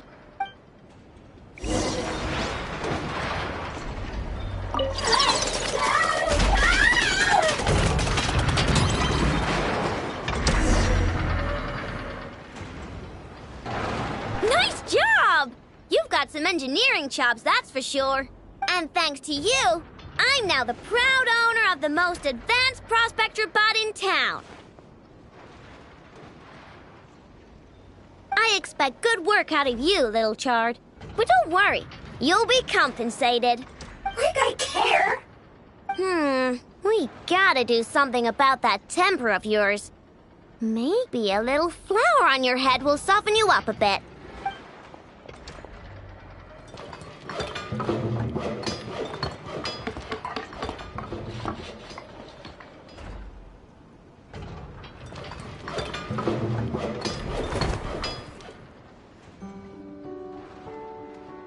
There. Much cuter. Oh, that reminds me. Traveler, Paimon, if you ever pick up stuff you have no use for, like screws and nuts and things, just bring them to me. I can make them into flowers or use them to upgrade my console. Oh, and I don't expect you to hand them over for free. I pay good prices for scrap. You're gonna want to stop by every day. Deal?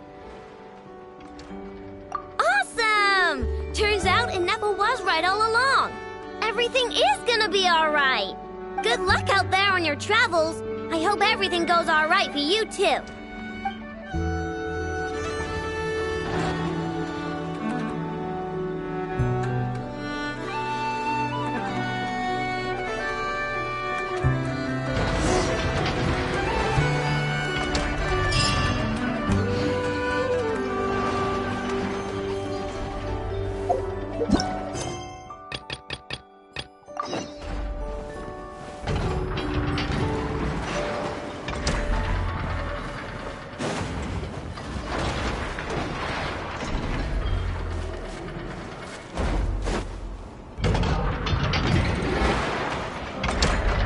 Friendly approach detected. We meet again. Listen! We've got updates on the Wild Hunt situation.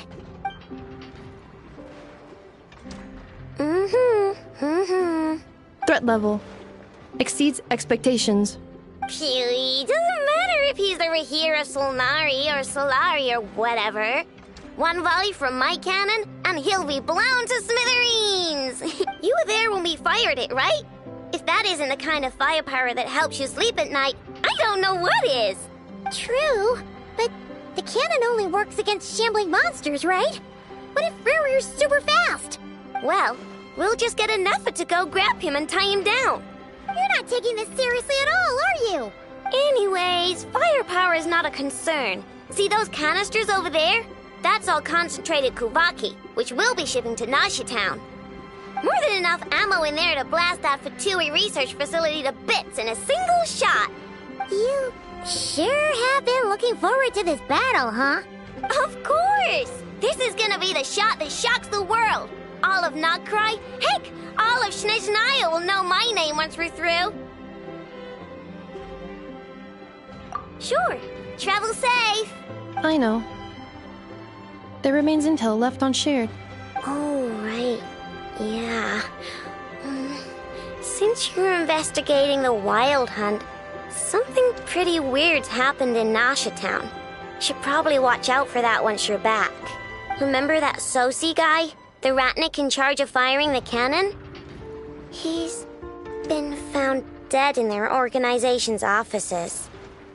Wait, what? Didn't we just see him, like, half a day ago?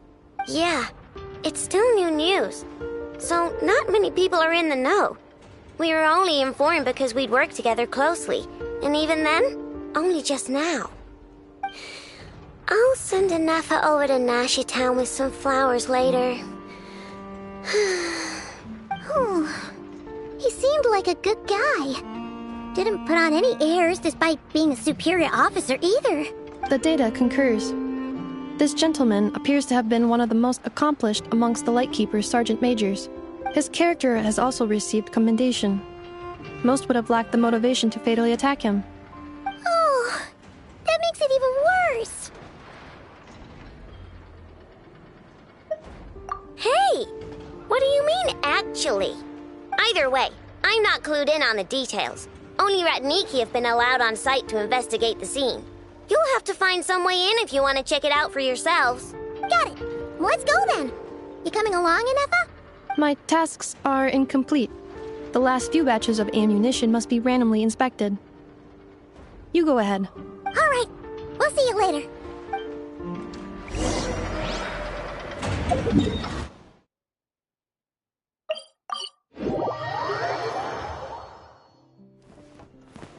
Ad Astra. Thank you for Ad Astra Abbott.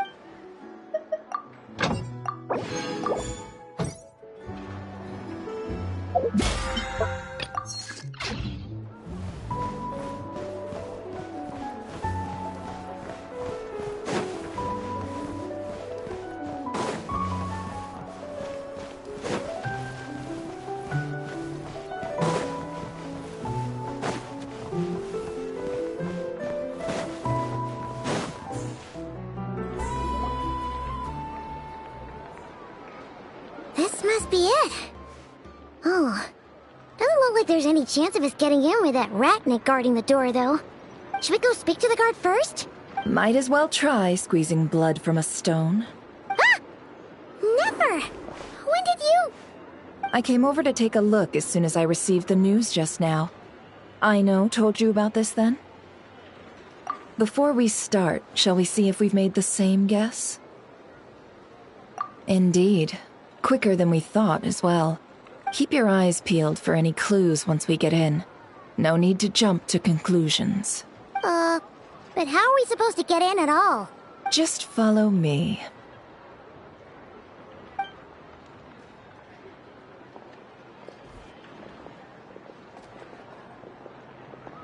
I'm sorry, but we're not open to guests right now.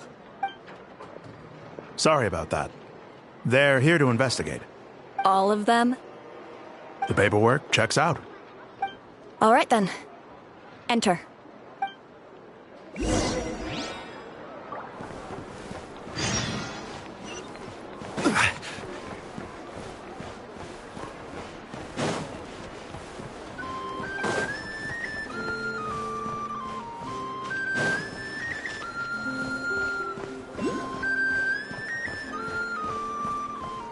Wow! This place is buzzing with activity! Oh, hey! There's a notice board over there. Huh. There's so much space on this thing, but only one post. Let's see here.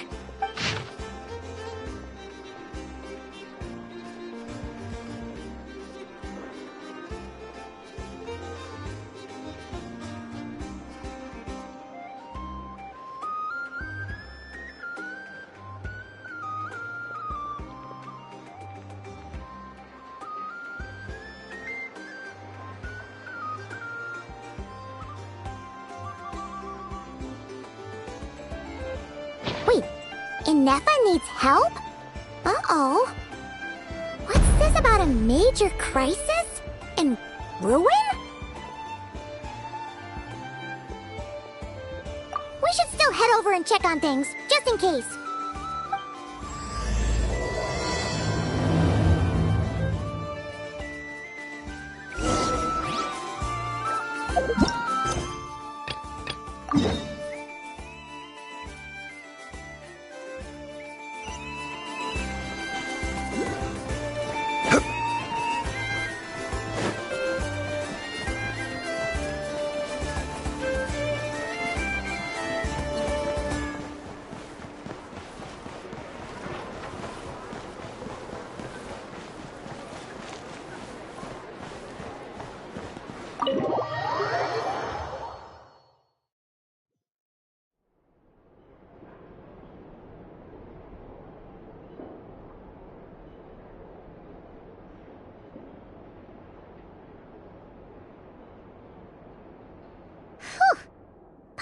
I've said this before, Nefer, but you sure do come prepared. Shishich, my old friend. Fill us in, if you would. Greetings. If you would allow me. The murder happened not long ago. The Sergeant Major was killed by a single piercing strike from a polearm. We have performed a preliminary sweep of the crime scene to facilitate investigation. No obvious signs of a violent struggle. No damaged doors or windows. The culprit must have used some other means to enter the room unopposed before performing the deed. Entering unopposed? So, do you think there's a chance that the culprit would usually have right of entry?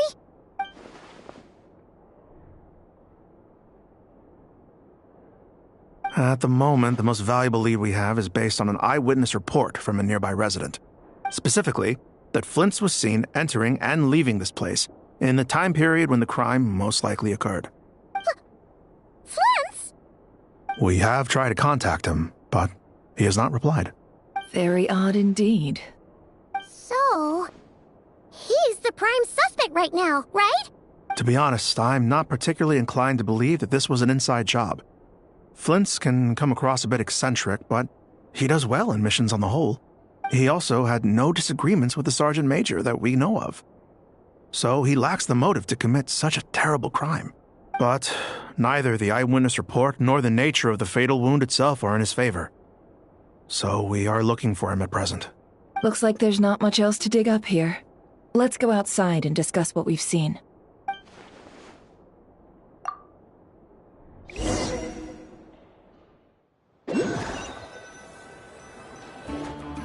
So, the evidence points to Flint's, and he just so happens to have disappeared without a trace.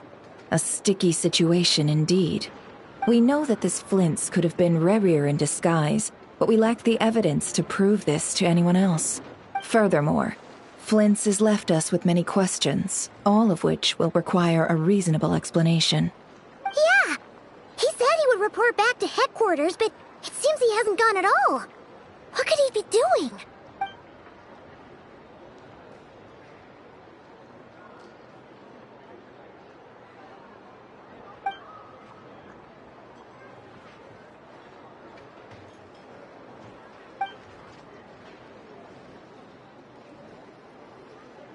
Let's approach the issue this way.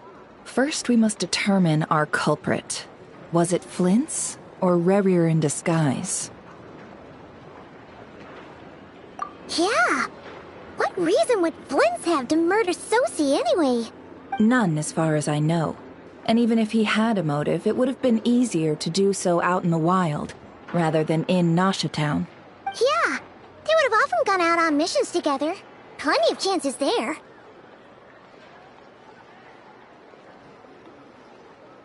Yes, but there's one thing worth noting here. Remember the intel we got back at the tavern? No one has ever seen a phantom that can take the form of other humans within the Wild Hunt.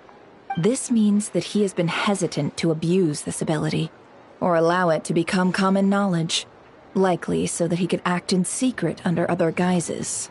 But no matter what, barring identities comes with risks, right? What if you bump into the person you're imitating along the way? Precisely. In other words, his goal must have been worth the risk, similar to how he came in disguise to obtain the moon marrow. He likely knew then that the real Flint's would not appear and get in his way during this time. We'd have to ask Flint's ourselves, I'm afraid. But we shouldn't jump to any conclusions here. We can't discount the possibility that he might actually be the murderer himself. Not yet, at least. And there are other, less likely scenarios. For instance, Rerir may have already killed Flint's long ago, and been living as him for some time now. Yes, that is our ticket to a breakthrough.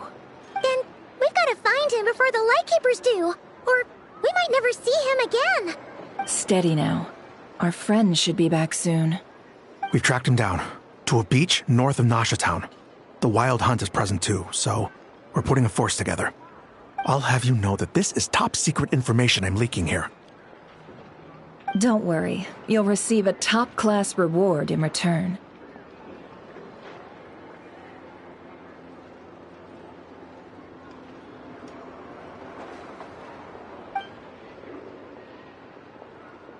The beach is all yours. I'll stay and slow the Lightkeepers down. Things might go south if you bump into one another. Oh, right! Before we go, should we reveal Rarier's secret?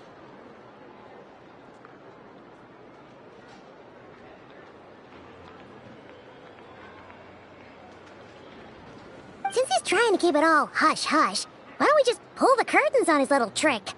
That'll teach him to sneak her...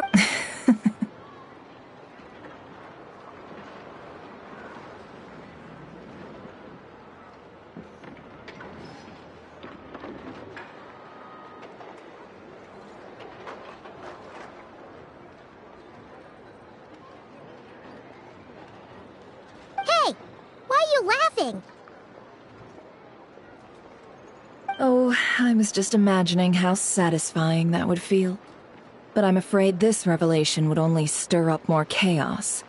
Setting aside the matter of evidence, some may trust Flint's on our account, whereas others would suspect him on account of his behavior.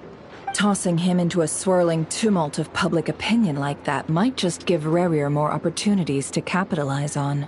And think about it. Once people learn that he can masquerade as those they trust, would they continue to welcome friends into their homes with such open hearts?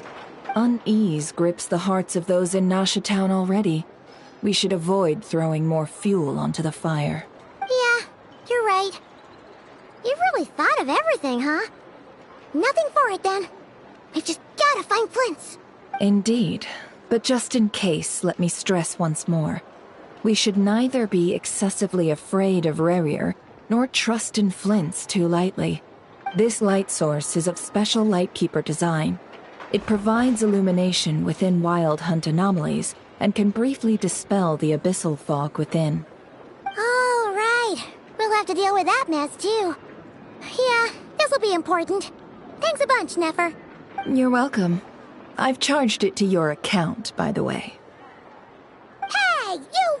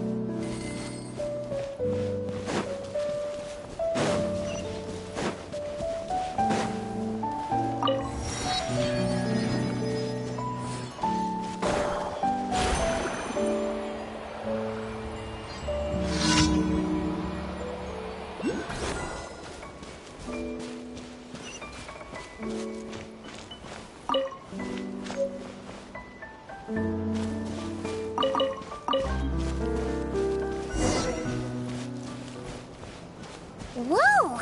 The fog's really Is that a Lightkeeper's lantern? Is there someone up ahead? Come on!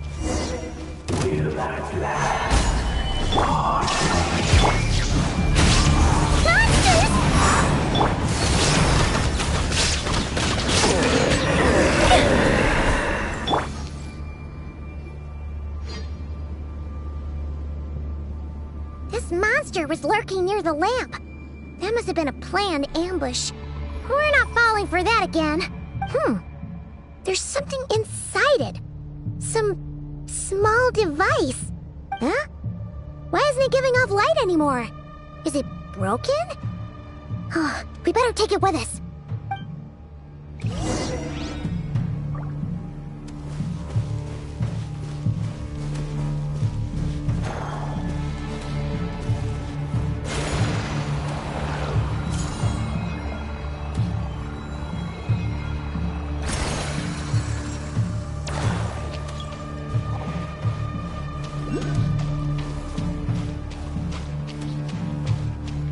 Is someone there?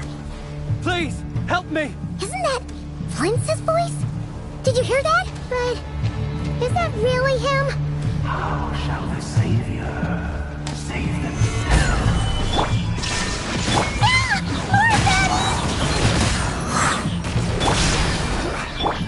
Fuse is lit!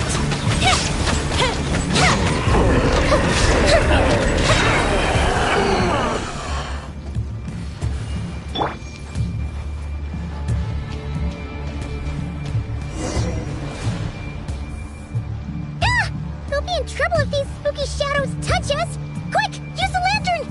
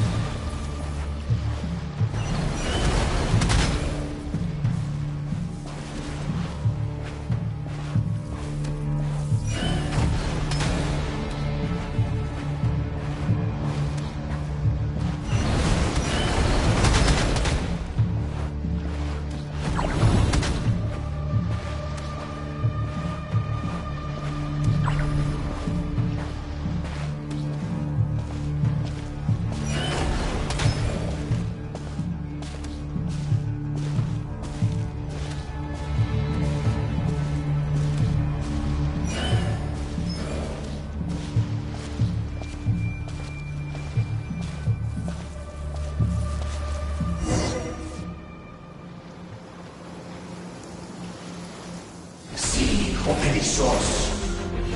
Dio Eridons. Yamalune sattesi vorambo kalun. Dio seli sininso. Persevi kestul.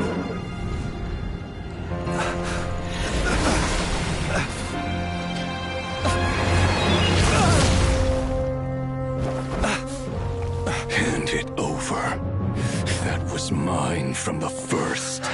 Tutonine torai desnevite. You're a fool. You again.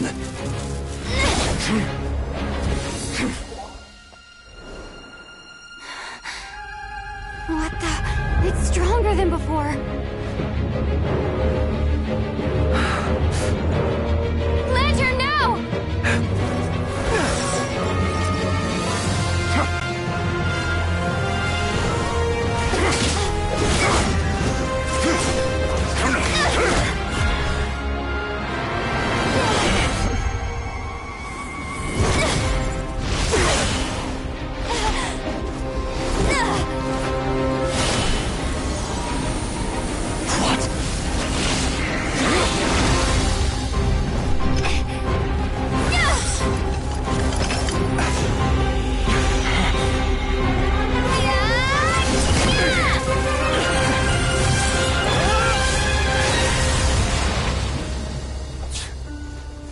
It escaped again.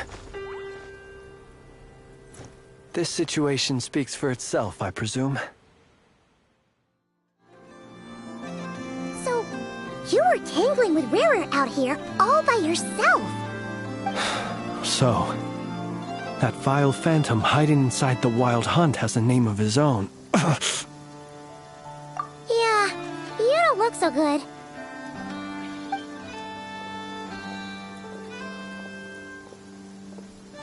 Sorry you had to see me like this. All the same, you have my sincere thanks for your aid. To think you had the power to so easily cleanse the filth staining the lantern, which tormented me so. Might I ask what magic that was? Or whose pupil you are? I believe I might have saved some face had I mastered just a fraction of such abilities. And an enviable constitution it is. A pity that such abilities cannot be acquired. Why did abyssal power just burst out of your lantern anyway? That is a long story. Many moons ago, when on Wild Hunt clearance duty, I shattered one of its cores only for a special crystalline object to fall out. I sensed a power surging within it that was at once familiar yet strangely illusory. I freely confess to being an avid collector of ancient gems, coins, and other curios. And curiosity it was that had me store this crystal inside my lantern. Afterwards, I wound up collecting a few more such crystals quite by accident, and discovered that they could merge into a single piece without my prompting. Though my understanding ends there. It was only recently that they began slowly emitting abyssal energy, which could neither be dispelled nor weakened. Is that what Rarer claimed belonged to him? That must be what he's after then! I concur. And here's the kicker. Before he was exceedingly weak. In fact, I've already beaten him several times, though I could not destroy him completely. But I noticed while engaging him that the crystal fragment would restrict my powers. As such, it occurred to me that I should hide it rather than tangle with him any longer. Alas, he has proved most fixated upon this fragment. And for some reason, his strength has grown by leaps and bounds since I last encountered him. And where, might I ask, would it be safe? Or do you think it wiser I threw it away? Were our places switched, would you discard it? Knowing that its perilous might was beyond your ability to counteract, yet capable of causing greater harm should it lie beyond your grasp. Yeah, throwing it away would mean giving the bad guy what he wants. But exposing yourself to its corrosion and growing weaker by the day, that sounds super dangerous too. Only those who shoulder risks are qualified to welcome in the turning of the tide. Those who flee when troubles come are nothing more than deserters. Though I shan't deny that I have your fortuitous arrival and most outstanding assistance to thank for my continued ability to speak such platitudes. Either way, it seems this fragment is now utterly still. That must have made it useless to Rarer. I doubt he would have retreated so readily otherwise. I imagine this wasn't the only reason you came looking for me, though? Well, no, but...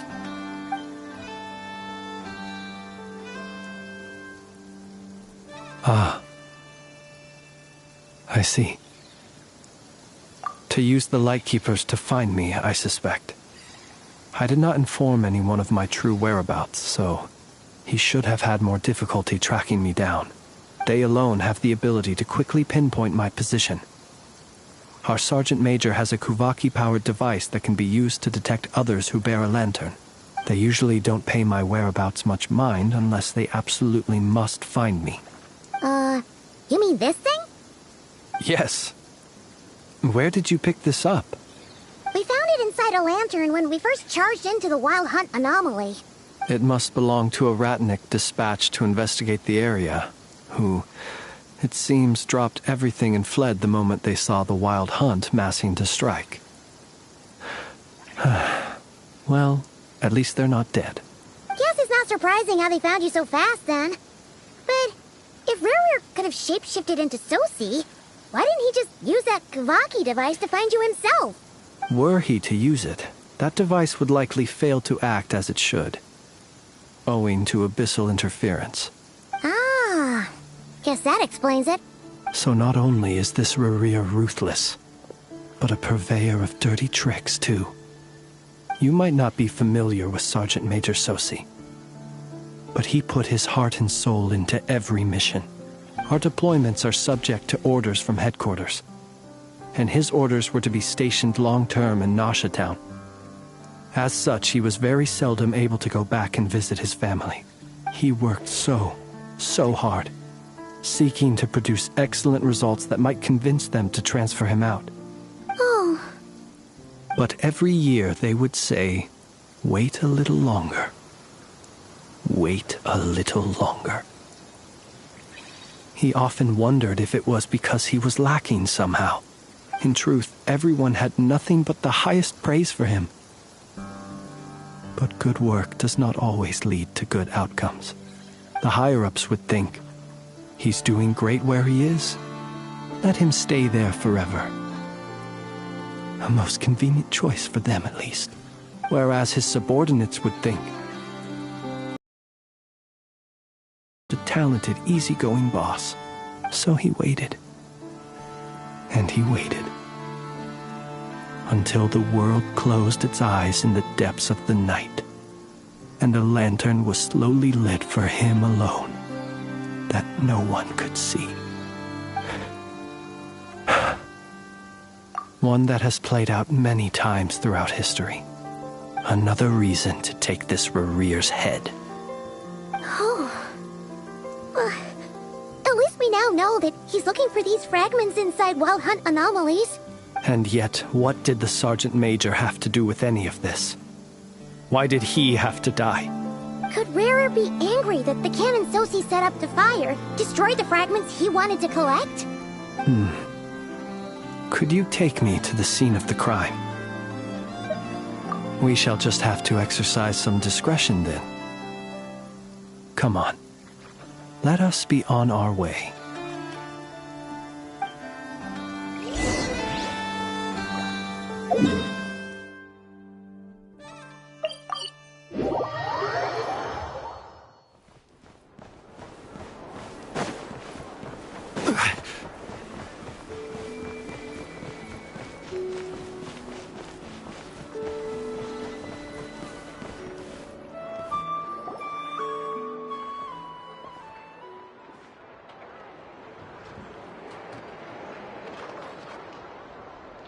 I understand the situation more or less. Much has happened, I see. Either way, I suppose we were lucky not to receive a warm welcome on the way over here. It seems my fellow Lightkeepers do not wish to make this case public just yet. Yeah. Guess Nasha Town's already been enough of a mess lately. Let's stop here. Any further and the Ratniki might detect us. Since you two can enter, I'll have to request that you kindly pick me up once you're inside. Oh? And how are we supposed to do that? You'll know when the time comes. See you later.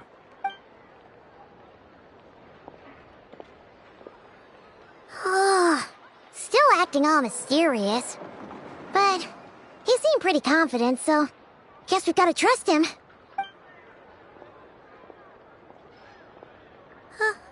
Hello? Ah, you're the special assistants for this investigation, right? Yep, that's us. Well, you're just in time. We're basically done investigating the crime scene. All that's left is to finish writing up some records. Then properly dispose of Sergeant Major Sosi's remains. If there's anything else you'd like to look into, this is your last chance to do so. Sadly, no. The motive behind the killing remains a mystery. And while we somehow managed to get news of Flint's, an unexpected accident caused us to miss him.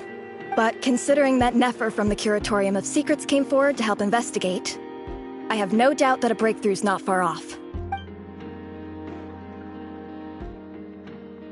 We'll do our part too. All right, we're going in. See you later.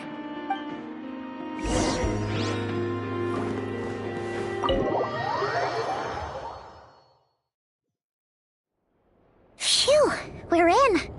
Thanks to Nefer's reputation, once again. But We still know nothing about how Flint's is gonna enter, or how we'll pick him up.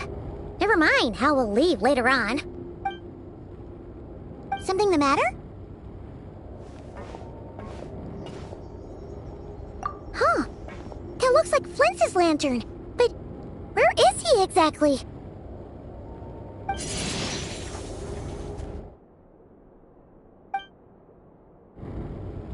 Well, we've got the lantern. What now?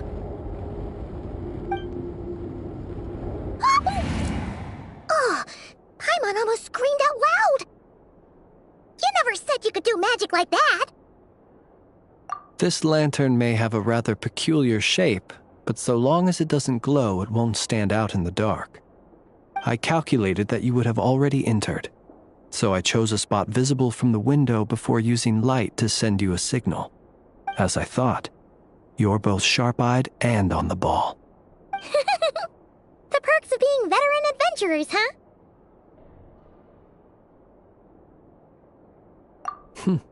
Your composure is more impressive still. You're right. That required a little trick of my own. But let us leave such trivial topics for a more relaxed moment. Our time is limited, after all.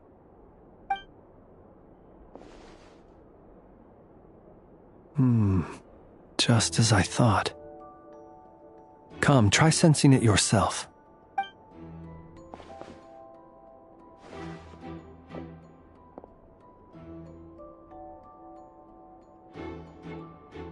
Identical powers must flow from the same source. It was the Wild Hunt, then, that took my form and killed the Sergeant Major. But why do this? To sow chaos by depriving the Lightkeepers of one of their commanders?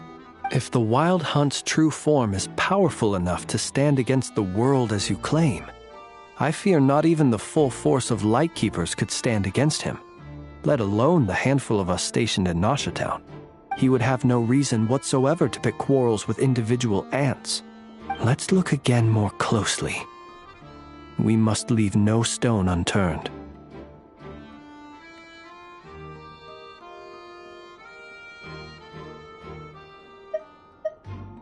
Well, that makes things simpler. In that case, allow me to disturb the fallen. May the ghost flame guide your spirit. May you rest in peace.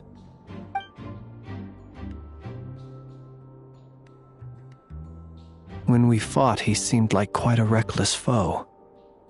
Certainly not the meticulous mastermind type. Yet here we are, grappling with this enigma he has left us. Oh, if we can't get any leads, we might have to go back and find Nefer. Oh, the longer we're stuck here, the likelier he is to achieve his goal. Oh, this is so frustrating!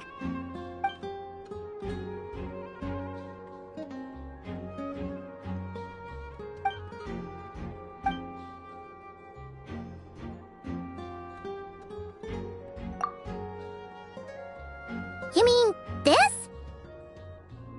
I'm not well versed in machinery, but that means his mechanical arm is malfunctioning, right? It might have been broken in combat. No, that's not right. Paimon remembers this signal. We saw it before while repairing the cannon. It doesn't mean that the components are damaged.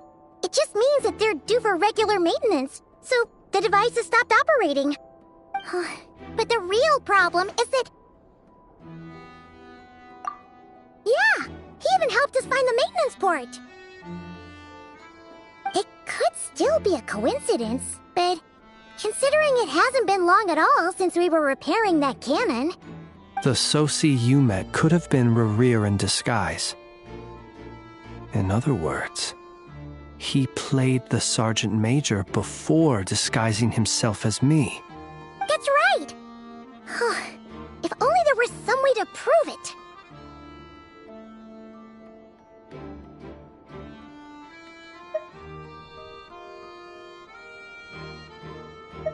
You mean Hintsa? We had a short chat with him once at the tavern, but it's so late. Guess it'll have to wait till tomorrow. I know where he lives. The situation is critical, so let us now take up the role of uninvited guests ourselves. Ah, yes. And one more thing. Remember to pick me up by the window.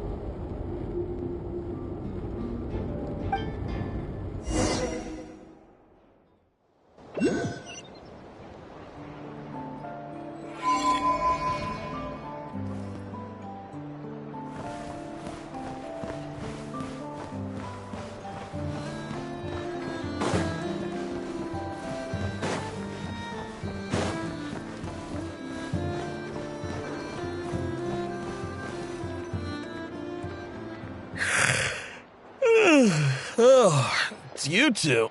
And Flint's. Given the hour, I guess it must be an emergency. It is indeed. Our sincerest apologies for interrupting your rest. We are investigating a certain matter in connection with Sergeant Major Sosi. We'd like to know if he has sent you a request for maintenance to be performed on his mechanical arm. Sosi. Oh, so the rumors I heard, are they true? You know what? Forget it. I'm sure it's complicated. No further questions from me. Just a moment. I need to check my records. Thank you for your understanding.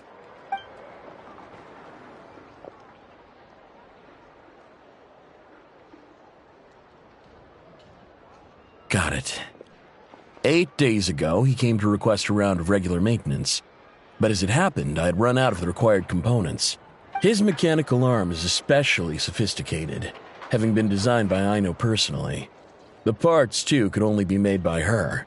As such, they usually take several days to arrive. In fact, this time, he even asked me if we could push his request forward. And I understood. Completely. Not being able to use your hand, that's rough for anyone. But even more so if your job involves fighting out in the wild. So I did my best to convince Aino to rush the job. And eventually, the parts arrived. 3 days ago, if I remember correctly. I sent word to the Lightkeepers immediately, but he never showed up. I assumed he was just out on some mission or other. What's with those faces? Everything all right? You've provided us with some very crucial information, Hintsa. You have our thanks. We can't make everything public yet, but once our investigation is complete, I will return to thank you and provide an explanation on behalf of all the Lightkeepers. No worries. Just glad I could help. Thanks. Good night. Good night. Hope the investigation goes well.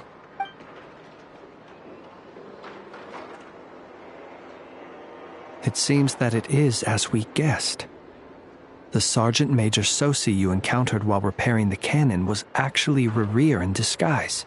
8 days ago, he had yet to act. But at some point after that, he attacked and imprisoned the Sergeant Major. With the immense gap in strength between them, the job was finished in a single blow.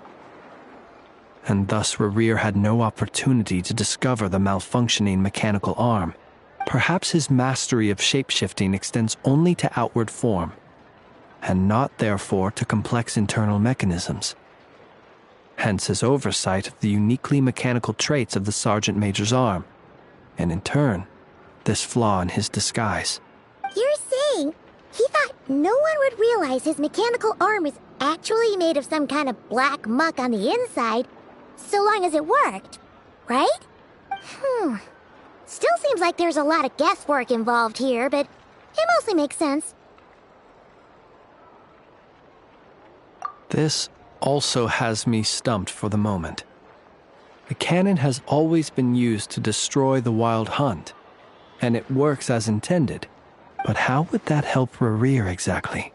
Assuming he plans to collect the fragments within Wild Hunt anomalies, firing the cannon works against him, since it would blast those fragments to smithereens. So we solved one mystery, only to dig up another. Whew. This is getting Paimon kind of down. And sleepy, too. Yes, I'd say it is high time we took a break. Seems like there's a lot left to investigate. We'll have to fight Rerir eventually. And we'll do a poor job if we're not well rested. Yeah, we should totally get some sleep first. A reasonable suggestion. I have no doubt that my quarters have been turned inside out by now, at any rate. My colleagues have never failed to live up to my expectations of their discourtesy. Well, guess we'll just have to pick you up as usual. That would be good, yes. Feel free to put the room costs on my tab.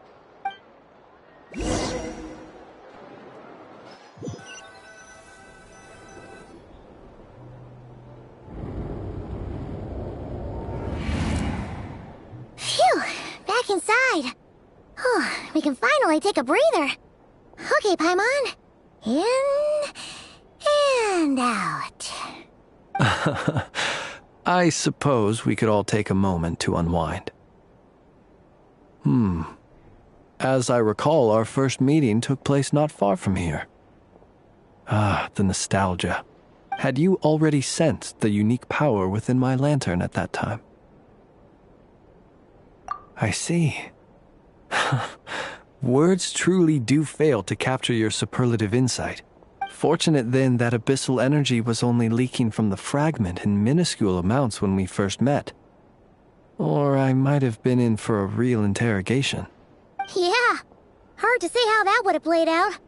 We've had a whole bunch of unpleasant run-ins with the Abyss.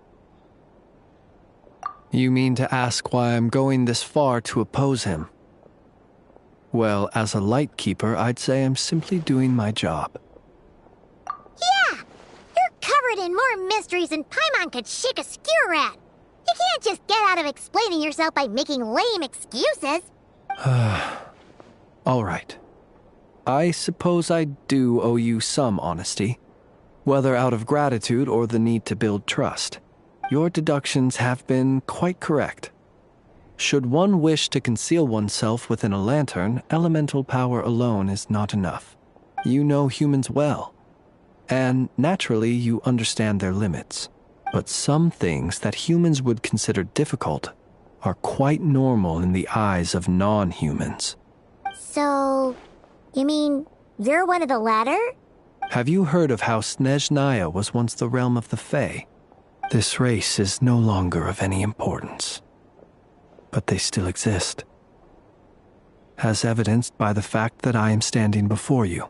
We've heard some scattered legends, but that's all Paimon thought there was to it. I once turned my heart toward humanity, and thus did I experience loss. I once labored and did much, and put an end to my tale with my own hands. When you realize you are floating in the middle of a vast ocean, you cannot help but feel that swimming in any direction would be equally meaningless. Would it not be better, then, to simply sink? But before I could sink to truly lightless depths, chance had it that I should be awakened by a band of Ratniki. They were facing a horde of abyssal monsters, and could not last against such a disparity in strength. Yet none fled. Those who dwell in darkness for long enough become exceedingly sensitive to all light. And the first light I saw upon awakening was that which shone from their eyes. Is that why you chose to help them? Perhaps I was moved by their valor. Perhaps I simply saw my past self in them, and was moved to action for the first time in a long, long while. But I was freshly awoken, and my powers were limited. I could not prevent casualties altogether. The survivors and I buried the fallen heroes. That was the origin of the final night cemetery. Well, not exactly. I was just more familiar with them. So joining up seemed the most convenient way to experience human life. Doesn't sound too believable. Well, I believe it. Besides, I'm well past the age when one might believe in things that must be done, nonetheless. There are still some things I will not allow to happen. The chaos that Rerir has been stirring up is one of them. Tomorrow I shall go and check our records to see if I can find any connection between the Wild Hunt Rear, and the cannon. Will you need us to get you where you need to be? Oh, I'll be fine. I keep a backup copy at my residence in case of emergencies. Can you even go back there right now? Won't there be Ratniki watching it? Thanks for the reminder. I believe they'll have checked my place, but they won't have stayed. All things are ranked according to their priority, and we lack the manpower for such an open-ended stakeout. And even if someone is waiting, I have ways around that. I am the master of my own house, after all. All right, then. We'll trust you. We sure ended up chatting for a while, huh? I'm super tired now. But, you know, feels like we can breathe easier, now that we know you better. I didn't take you for the cautious sort. Anyway, I hope you'll help me keep this a secret. I'd prefer others not to know about my past unless strictly necessary. Nor do I want to attract more trouble on account of being a fae. Paimon's lips are sealed too. All right. Thanks again for your help. Good night, you two. Finally, we can rest. Let's go get some sleep. There's tons to do tomorrow.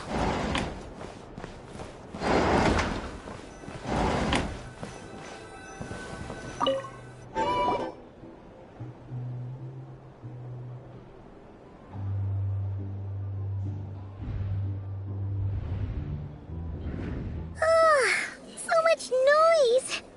What's going on this time?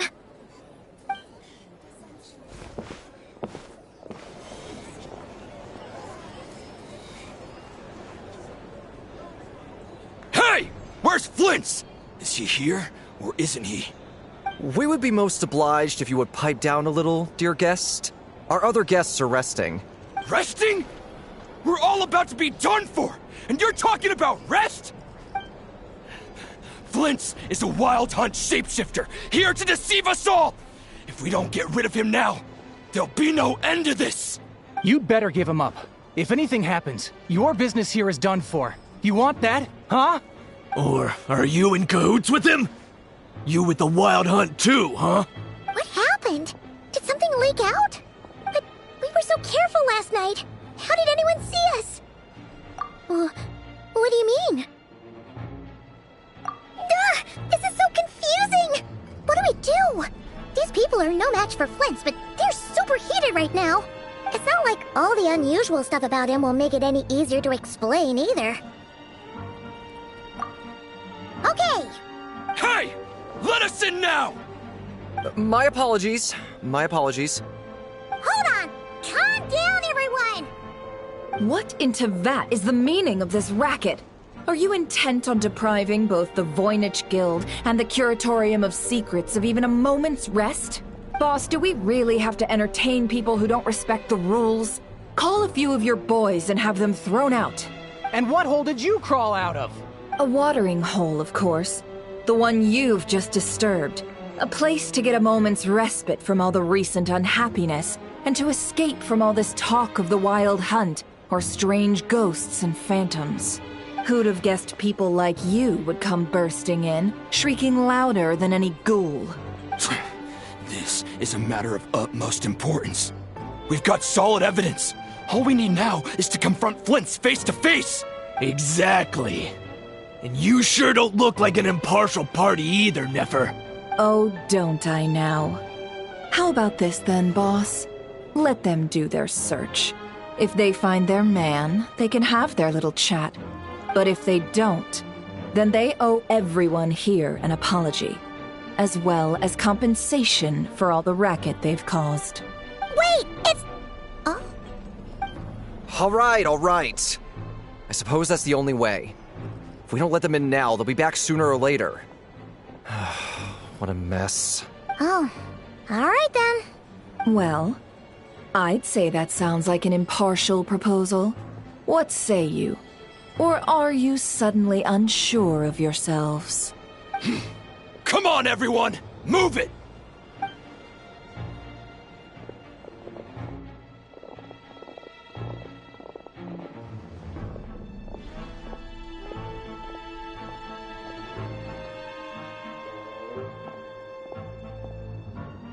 No sign of Flint's. But how can that be? Hasn't he always stayed here? Done searching, are we? Guess it's time to uphold your end of the bargain, huh?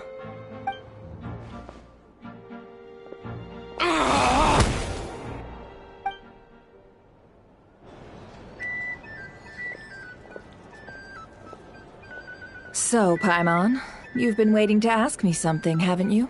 Yeah, how did they even find us here? My inside man with the Lightkeepers informed me that you paid the crime scene a late-night visit. I surmise that you must have rendezvoused with Flint's and obtained some new information. Then, early this morning, a group of people gathered at the town gates, news spreading amongst them that the Wild Hunt could disguise itself by taking on familiar faces. Everyone started throwing out the names of possible suspects. No one, seemingly, was exempt. And amidst it all, Flint's name started gaining more and more traction. I'm sure his solitary lifestyle may have played a part, but I wouldn't discount Rerir throwing fuel on the fire in secret. So, did Flint's make his escape after hearing about this? And that's where I, Yehoda, the quick-witted, fleet-footed backbone of the Curatorium, got my chance to shine. While everyone was super focused on the argument in the main hall, I, alone, noticed an opening. I got her to climb up to a window to help Flint's out, only for her to return with nothing but a lantern. Aw, come on, Paz. I was just getting started. We initially intended to bring Flint's back to the Curatorium and wait those people out, but I never expected this to be all that was left. I imagine, though, that he wouldn't have left something that was so seemingly important to him behind. Might he intend to come back and get it later? Maybe. I'm not sure. Well, he's out of harm's way now, so that's not super important, right? Oh?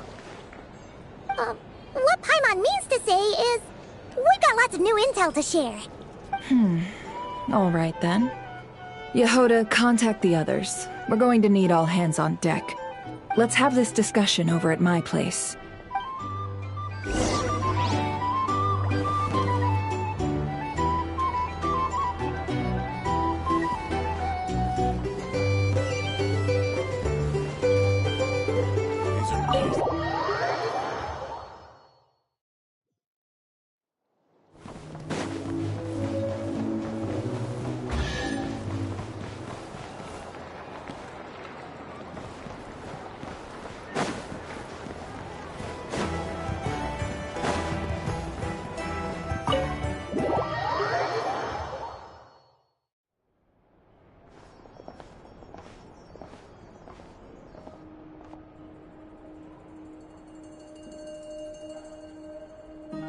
I see. So Flint's has a fragment taken from within a Wild Hunt anomaly. Is he gonna be okay now that he's on his own again? Earlier, he said that the fragment had gone still, so it's probably of no use to Rerir now. In that case, Rerir shouldn't have any reason to keep pursuing him, right? So, was all that ruckus back at the flagship just an act of spite? Or what? If I were him, I would have simply turned my attention to collecting other fragments. A reasonable course of action. Remember what we heard back at the tavern? The actual number of Wild Hunt anomalies destroyed has been greater than Lightkeeper records would indicate. Some of these must have been Rerir's doing. He must have been seeking more fragments. This much is pretty easy to understand, but why would he pretend to be Soci and put so much effort into getting the cannon up and running again? Maybe 'cause that'd be more efficient than having to clear anomalies himself.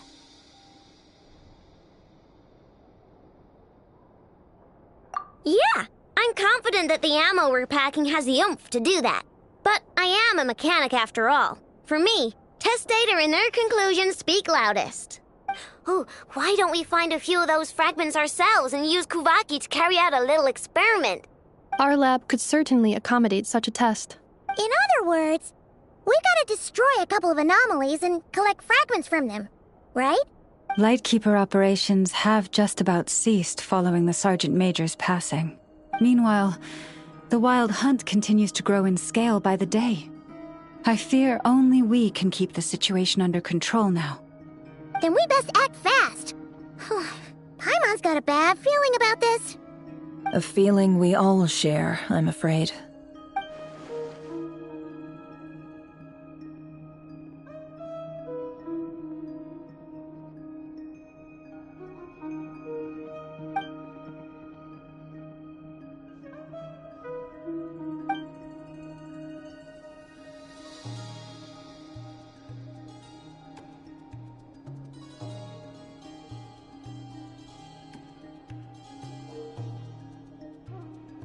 There are 3 Wild Hunt sites that must be dealt with urgently. But I believe we have the capacity to handle it.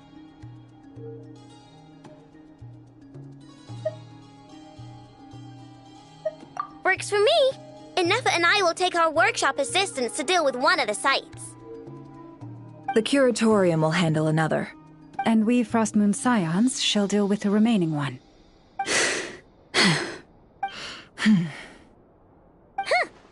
Paimon didn't think she'd ever get to see everyone here carrying out a plan together like this.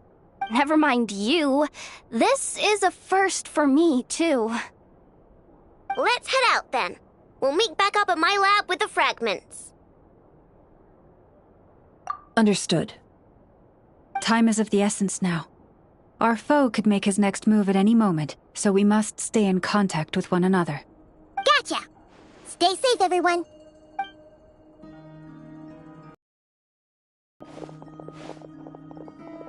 Huh.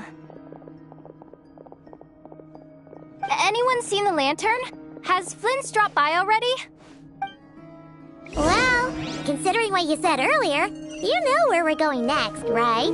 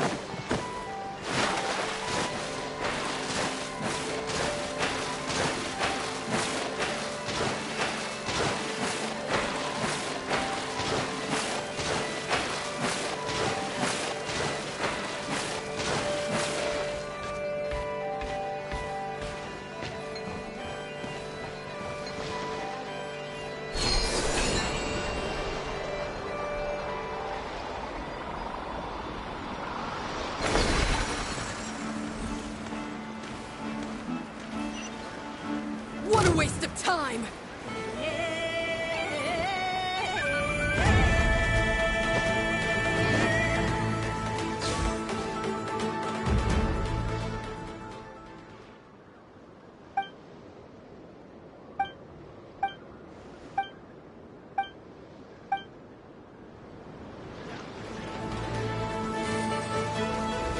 Stabilize!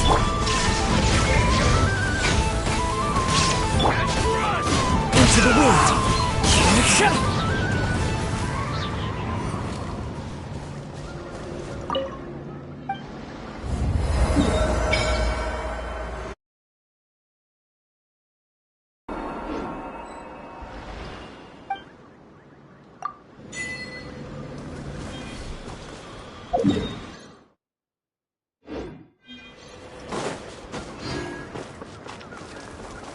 Time to go.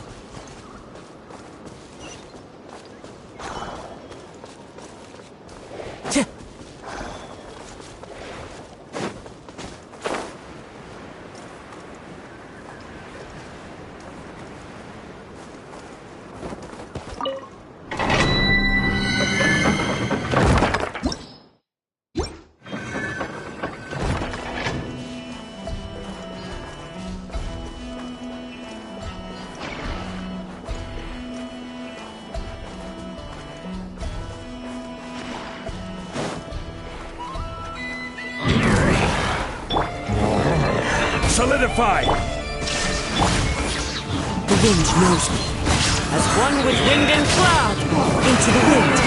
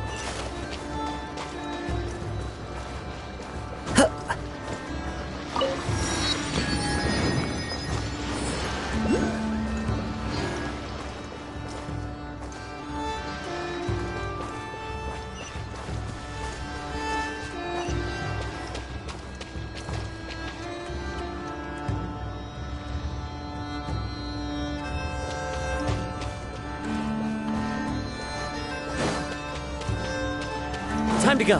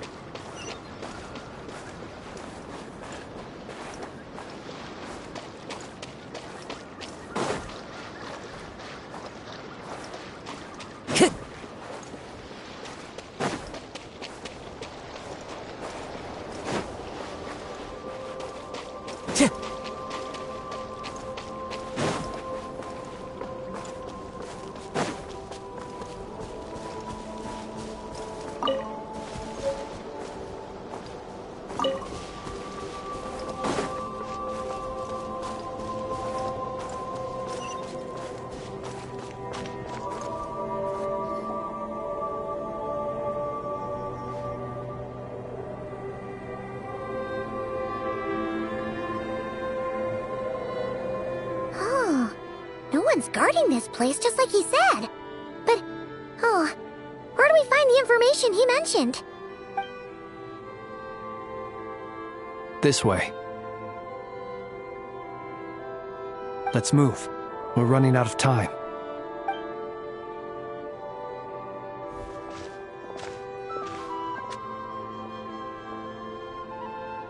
Ah! There you are! Okay, let's split up and make this happen. Or not! How are we supposed to read through this many files? Difficult, yes, but it is also our most efficient option. To expose the true intentions of this Rarir, we need to dive into Notcry's history. Hope we don't land on our heads then. Ghost! That file suddenly moved by itself! This is a graveyard, right, Flint? Do these things just kind of happen? Many strange things happen here, but this is not one of them. But that file really did move by itself! Hey, come out! Don't scare Paimon like that!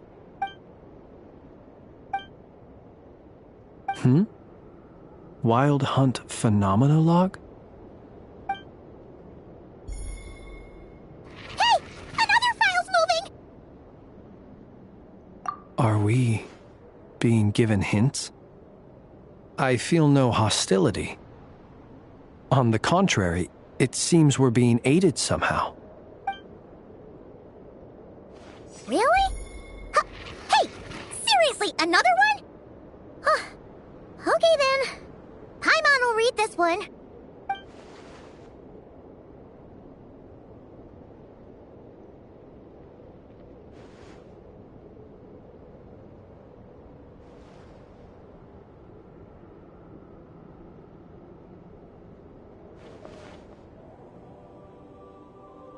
Phew! Finally finished. Oh, Paimon sure could use a long break from long words now. Hope she can remember it all. The material I've read through has all been about past Wild Hunt incidents of enormous scale. What about you? Paimon as well. Guess that makes 3 of us. Whatever this is, it seems to want us to notice something. Let's bring our files together and give them another look through. All right. Paimon will go fetch hers. All these incidents look pretty different. Wait. I've noticed something. Before the occurrence of these huge Wild Hunt events, a smaller scale one would erupt in the exact same location. And look. All these smaller scale Wild Hunt site reports share a common outcome. They'd be detected, but would go inactive before any forces could be sent to deal with them. They could then be sealed directly using a tide seal stone. But why? Some of these records are too old. I doubt he had regained the ability to act freely yet, or we would have met long ago. And here's another similarity. Kuvaki and nearby soil completely drained. Could this be important somehow? Kuvaki and the Wild Hunt are mutually opposed forces. We Lightkeepers previously believed that these small Wild Hunt sites would temporarily go inactive due to being neutralized by the Kuvaki present in the soil. But now that we've synthesized all this data, there is a key issue this hypothesis cannot explain.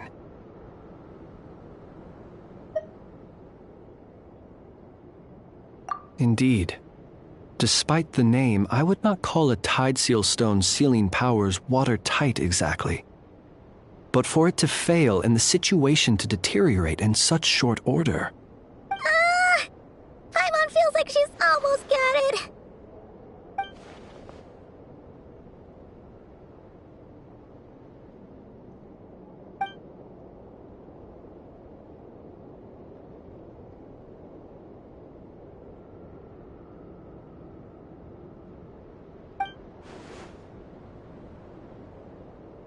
Yes, that might be it. It could be that when Kuvaki and Abyssal energies meet, the stronger side will suppress the weaker one. And while Kuvaki can indeed destroy small-scale Wild Hunt anomalies, should Rerir be strong enough, the Kuvaki might be his for the taking instead.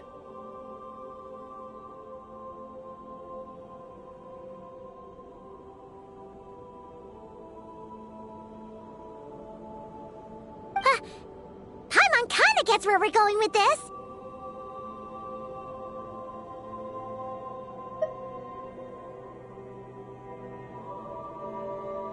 What are you referring to? Oh, we had a real close encounter with the Abyss in Netland. It's a force that tries to taint everything. It's hard to explain in detail, but basically, your reasoning makes sense. Was there a gap between him pretending to be Sergeant Major Sosi and the cannon being fired? There was. Aino needed to make some adjustments after we finished those repairs. Rerir, disguised as Sosi, left at that point, leaving him more than enough time to shapeshift into you, return to the Lightkeeper's office and set up the crime scene, before heading over to the cannon's target area and absorbing the Kuvaki. It all makes sense. And all that just for the fragment I had with me. It begs the question, what makes it so special that he needs it so badly? That's odd. We shouldn't have any guests. I'll go take a look.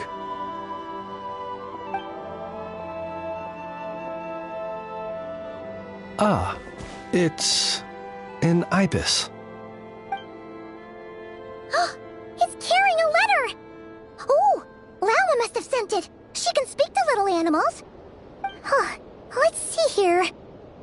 Situation urgent. The cannon began operating shortly after we left Nasha Town and is preparing to fire. It is locked on to Star Sand Shoal. Please return to Nasha Town and assist with all haste. Lauma. That's gotta be Rare's doing. But why is he using the cannon again? Didn't he already fire it once before? No time for speculation. He's already made... His body was incomplete when we last met. If this bombardment continues to increase his strength, he might regain his complete form. Huh, what should we do? There's no way we're getting back to Nasha Town in time. Let's go to the cannon's target site. That's where we should find Rare, and that's where we'll stop him. One moment. Just let me get this news to Lauma. Nasha Town is in their hands now. Go! Fly! Not a moment to lose!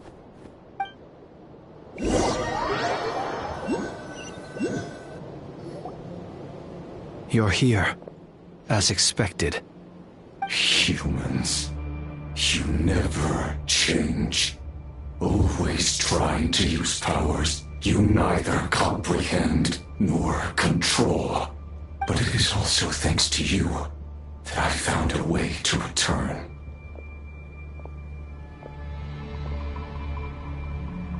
You've messed with the cannon again, huh? Sorry, but this round's not gonna go your way. Such faith in your companions.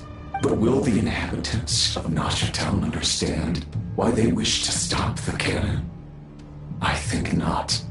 When all they see is the wild hunt surging up everywhere they look, the cannon must seem like their only lifeline. This is the truth I have revealed to them. They did this all of their own volition. The zealous worship of power leads only to annihilation of equally zealous proportions. True power does not heed the commands of the weak. You were waiting for us to leave Nasha Town then. Of course. I imagine the one you call Aino would have managed to stop the cannon otherwise. Shame, then, that you proved one step too slow. In their folly, the townspeople will bar the path of all who seek to stop the cannon. And your kind-hearted, weak companions have not the stomach to deal with them. The cannon will not be stopped now. Well, sir, you look most pleased with yourself. In that case, before you put us out of our misery, I would like to ask you a question, if I may. See this fragment? It once haunted your dreams, but now it seems useless to you. What is it exactly? That is my corpse. Sorry, what? My body was once torn into countless pieces and hurled into the swirling chaos of time itself. But even so, my life and will were not extinguished. Every last fragment calls to me. Sooner or later, they shall welcome my return. What are you even saying? Huh. So the terror of the Wild Hunt was in fact caused by scattered pieces of your corpse. I guess they don't call you one of the 5 sinners for nothing. Serendipity guided the fragments to construct an incomplete version of myself, upon which I began collecting more within Wild Hunt sites across the land. But each time, the fragments I obtained were hardly worth mentioning, while that which you hold in your hand was my heart. So that's why it responded so strongly to you. Only by retrieving this most critical piece could I gain mastery over the turbulent Kuvaki energies and be fully reborn. Hence, you fired that first shot, hoping to regain enough power to seize the fragment from me. Are you completely crazy? Weren't you afraid of dying? Dying? Such power has no hope of killing me. It may destroy my form over and over, yet always I rebuild it. It may smash my flesh and crush my bones thousands of times and more, but that is of no consequence to me. What truly infuriates me, however, is how you've destroyed my heart. All that suffering, everything I endured, and all for nothing. I've adapted to the strength and flow of this Kuvaki. The next cannon shot will multiply my strength immeasurably. It will not be a full restoration, no. But it will be more than enough to destroy any in this world who stand in my way. Still, I suspect the Kuvaki will have rendered you down to nutrients for my consumption well before you have the time to kneel before me. Traveler! Behind you! Look at that light!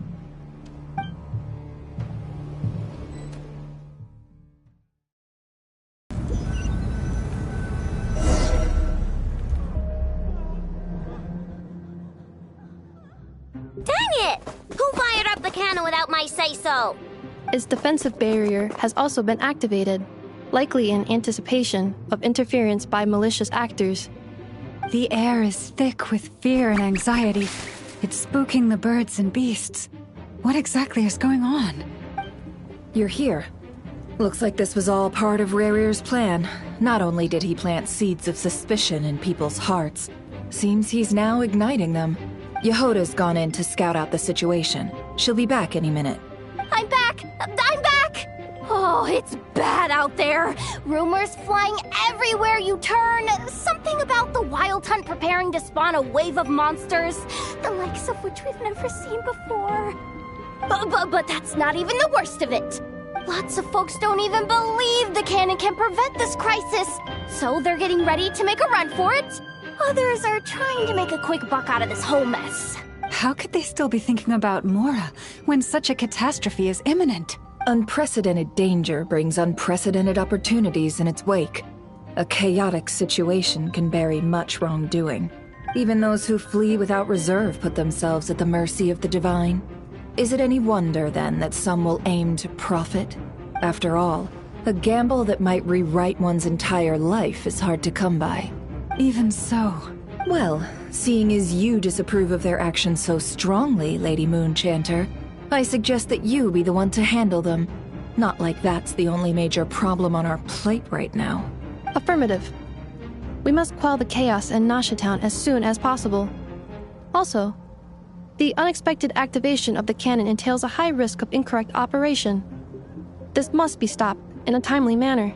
Well, about that, people have been talking about how someone might come to stop the cannon. They've decided they won't let anyone in. What? I made that thing! They can't just take it from me! Let me over there! What are they gonna do, stop me? They might, if Rerir has already formulated some countermeasure.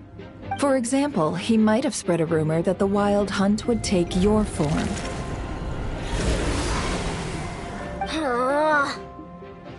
Possibility high. If they view the cannon as Nasha Town's only hope, they are likely to conclude that anyone who tries to stop it must be with the Wild Hunt. It will face strong resistance, but they are just ordinary people. Brute force must be avoided, if possible. There's no time. Let's go into the town. I'll find some way to calm the townspeople. You find a way to stop the cannon. Oh, you're back. And you have a letter? The Traveler won't make it back in time. So they're heading straight over to Star Sand Shoal instead. Wait, what? Isn't that the cannon's target? Why would she go there? Assessing risk level. Maximum. So if we can't prevent the cannon from being fired... Then she's prepared for the worst.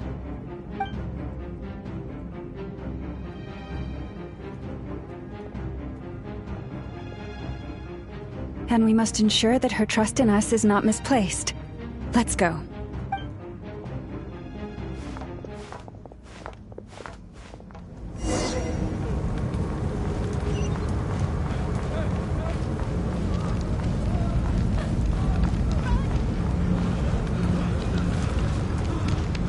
What are you waiting for?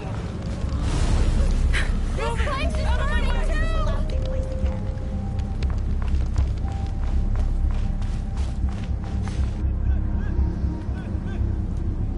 Most of those we've met so far have been attempting to escape, so they haven't gotten in our way. But it won't be so easy from here on out. Looks like they formed groups to protect the cannon. If they believe that we're with the Wild Hunt, we'll have no choice but to force our way through. Is that Lady Lauma? But are you really her? It's you, Rixa. I believe you recognize this power, having lived on Hisi Island for so long. It is not something that anyone else could imitate. I do, yes. So it really is you, my lady. But why are you here? Really, I believe you, but the others, well, they'll be on high alert.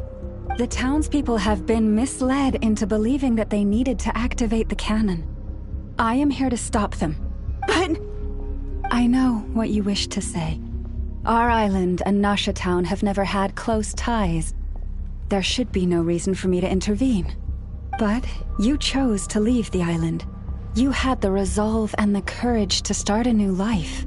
It is unfair, unjust, that you should be dragged into this mess just as that life was about to begin. I seek to redress this injustice, not only for you, but for everyone here who wishes to live their lives free from this chaos. Please, have faith in our long-standing friendship, and that this is where my heart has led me. Thank you, my lady. Thank you. Please help us. Then come. I need you to step forward alongside me, and to do your part too. All right, I understand. Seems we chose the right person for the job. All right, everyone. Let us meet again later. Huh? You're not coming with us? We won't be able to calm this storm by our power alone. As such, I'll need to contact some... let's call them friends in high places, shall we? Let's go, Yehoda. Okay. See you again, everyone! That is, if we can.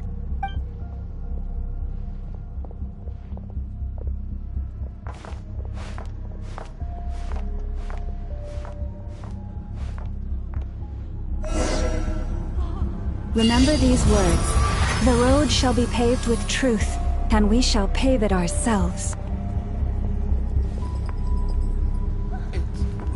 It's you, Lady Moonchanter. It's her. Everyone, it's her. You're right, my lady. At times like these, we must rely on ourselves. I always knew something was off about you. You're won't let you pack, creature, aren't you? Time to leave this to us, Lady Moonchanter. Go.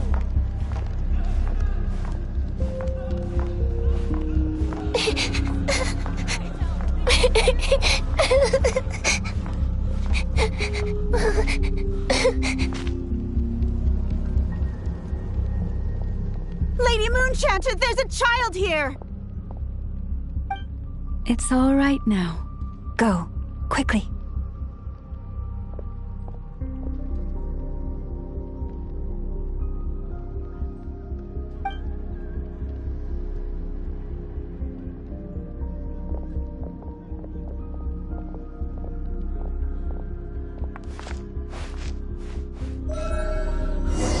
You wretched monsters! You're not getting anywhere near the cannon!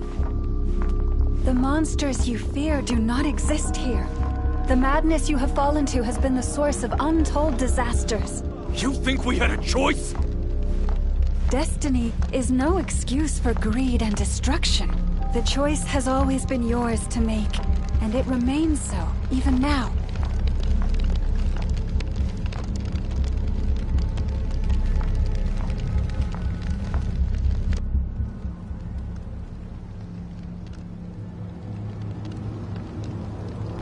Thank you for bringing us here. We can quickly overcome the barrier by going upward from over there. The cannon is all yours now. Got it. Thanks, Lauma. Inefa, give her a crown kake. Orders received and immediately deferred. Departure takes priority. Please, everyone, listen to me.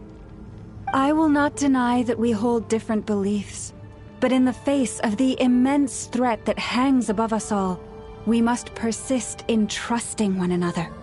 Otherwise, rifts will surely form, prized open by those who harbor ulterior motives.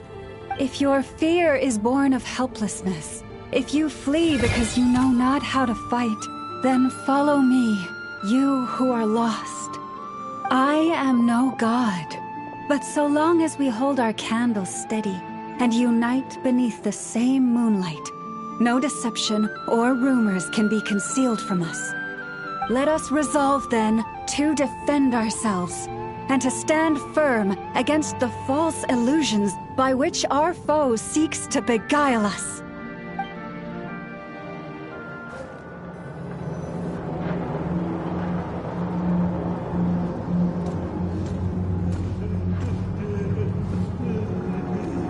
Let's go, Inefa. This way up. This is making me dizzier than I expected. Adjusting route. Make ready.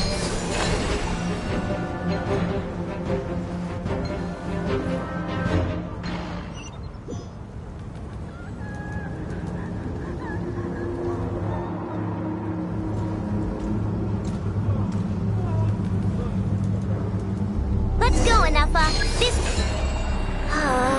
This is making me dizzier than I expected. Adjusting route. Make ready.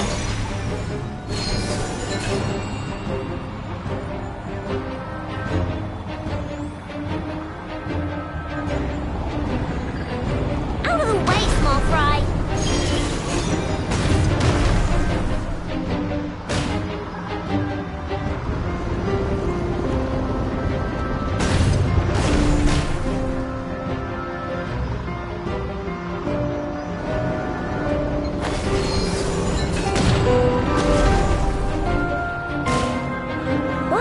To the path. Track missing. Call imminent. Come on, come on, come on! And get out of there! Whoa, nice! Preparing barrier breakthrough. Brace for impact.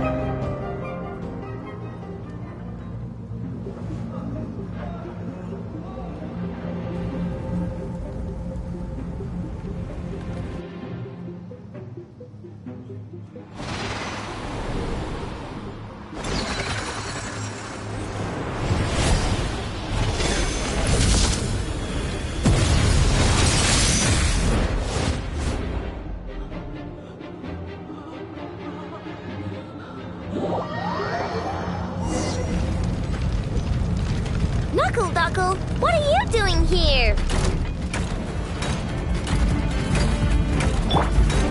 Installation chamber deployed. Ding dong, rubber bomb! Good luck! Annihilation mode.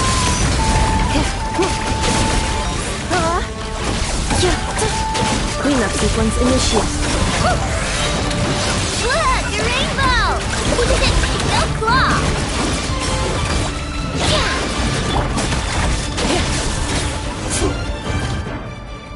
This isn't good enough, we gotta hurry! Scanning. Kuvaki ammunition fully loaded. Preheating complete. The cannon is going through its final pre-fire checks. Aw, alright, let's hit the emergency brake. Assessment. Not enough time. Emergency brake will cause internal explosion of stored Kuvaki. Damage assessment. Incalculable. Nasha Town likely to be blasted skyward. No, I mean a manual brake, the primitive kind. A manual brake. Understood. Roger that.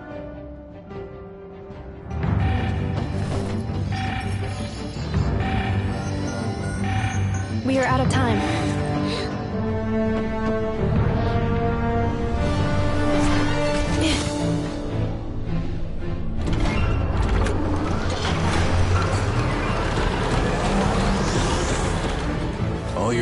efforts have been futile. It is too late now. Perhaps you're right. Why aren't you running?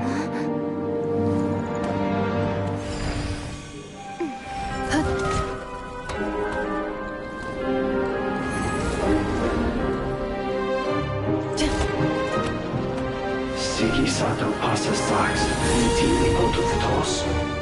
I necritus necrus baptisi, que ondes tu solos pentusi. Oses picos palatin pirantur misuricum, topirtu aethion veratum.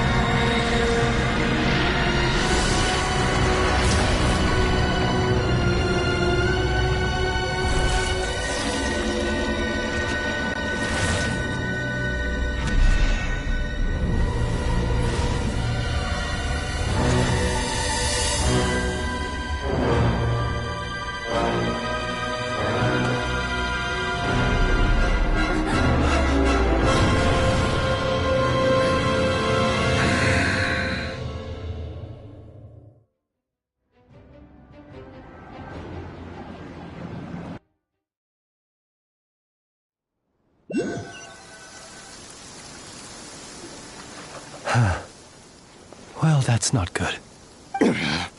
Sluggish. Torpid. This body is a disappointment.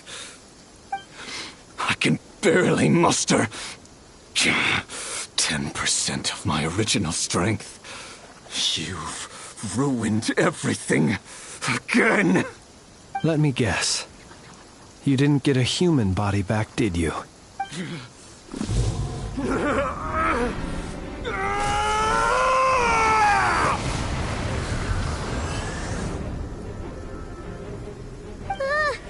What's with him?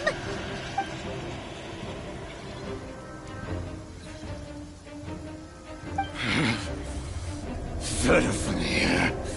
Granddaughter. Flinders. Watch out! Whatever rationality he still had when he was searching for his body is gone. All that's left is the calamity you see before you. A monster fueled by nothing but his own obsession. Matters not. Having a heart. Being human. It's all irrelevant. Completely and utterly insignificant. You matter not. Does anything in this world. None of it matters to me!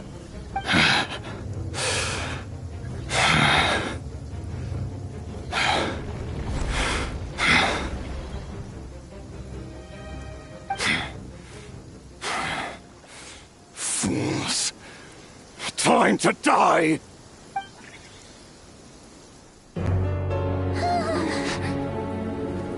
You too have the potential to be driven mad by knowledge.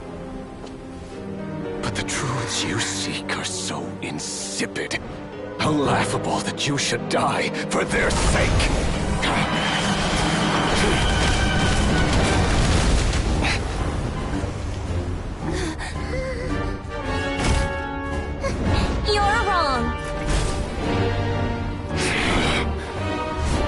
unknown is but a fog to be dispersed. Knowledge is the true pillar of the world.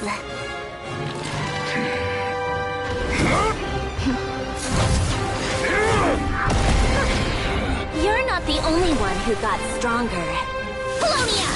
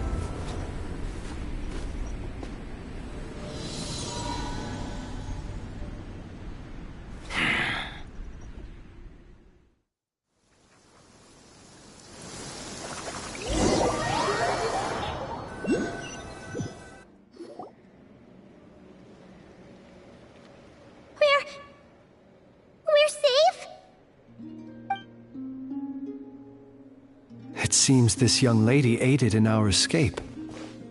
You have my sincere gratitude, dear madam. The flowers here bloom in such peaceful silence. I imagine you would not have invited anyone here were it not an emergency. Oh? I take it that means you've been here before then. In that case, I count myself fortunate to be your associate. What did you do that for? I studied his abilities inside out, equipped Polonia with comprehensive countermeasures. We were going to settle the score!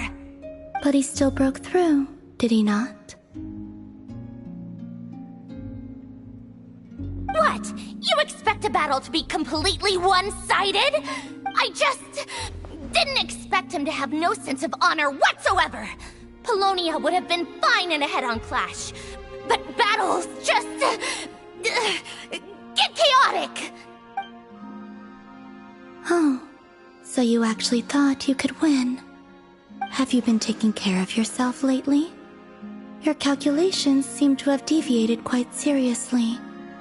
Perhaps you could try sleeping and rising earlier, or you could adopt my previous recommendation and...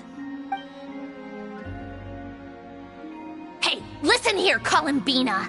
I tolerated your nonsense previously because we were colleagues. There's a Fatui warrant out on your head, and don't you forget that. Don't make me fight you right here and now. Oh, I was just a little concerned about you, that's all. Just like that time when you weren't making any progress with your research. So you went and cooped yourself up all alone. That was none of your business! And don't you ever drag me out to one of your freaky hovels again! Come on, Polonia! We're leaving!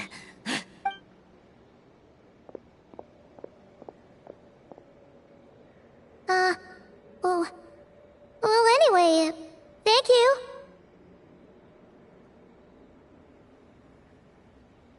I was worried about you, too. Not only because the remains of the Eternal Moon Goddess cannot fall into his hands, but also because for me yourselves. And then I brought your associate along for the ride too. But that was as much as I could do. You're not afraid to speak your mind, miss. I like that. Please call me Flint. It is my honor to make the acquaintance of one such as yourself. Still, what do we do now? Riri's gotten stronger again. At this point, it doesn't seem like we can beat him. We did block most of the Kuvaki, so I'd say we've put a lid on his plans for now at least. But we still don't know what his aims are, and he may continue gathering power. So we must be very careful. After you left, I could no longer sense his presence. That means it's safe out there for now, right? A question, if I may, kind Miss Columbina. When the cannon's Kuvaki beam was deflected earlier, I saw several bolts of energy streak toward Hisi Island, only to be blocked. Did you also have a hand in that? No. I see. Curious. Oh yeah! The cannon veered off course in the end, didn't it? Paimon wonders how Aino and the others are doing. Let's head back and check on them. In that case, Miss Columbina, I shall not disturb your serenity any longer. Thank you once again for coming to the rescue. Go now, all of you. Do not worry.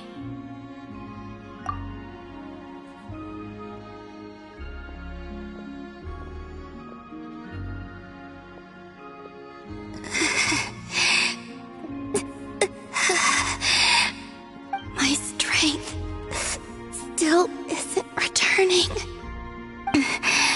It seems my time is running out.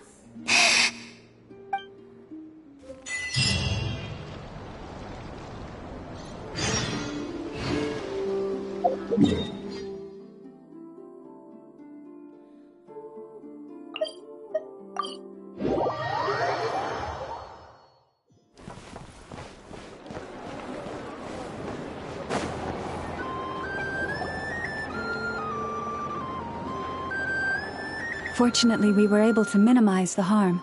Only a few townspeople were hurt. But the hero of Solnari has now gained a complete form to soar into the wild. I'm sorry. Is no one here familiar with Kukusaurs? Paimon knows what you mean, but that analogy seems more than slightly understated. He said that this world means nothing to him, so it is possible that he doesn't have a reason to fight us at the moment. If his objective had been revenge alone, we would likely have no recourse.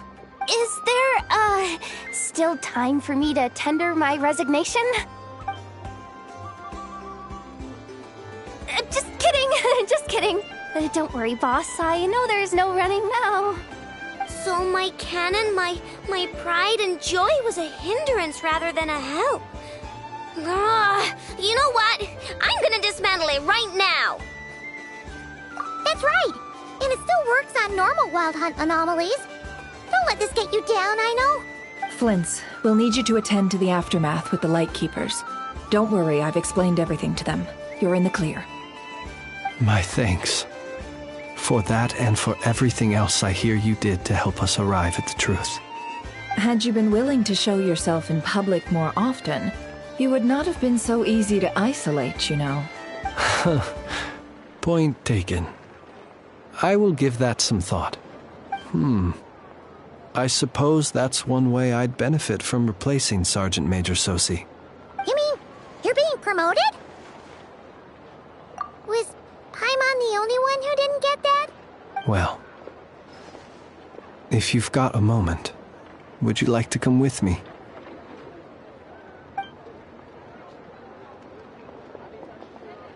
There's a certain gentleman I'd like to send off on his final journey.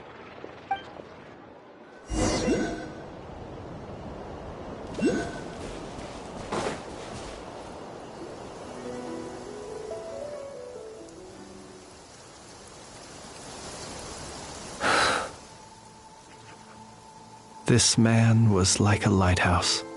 Here he lived as if it were a mere matter of course. and brought light and grace to those around him.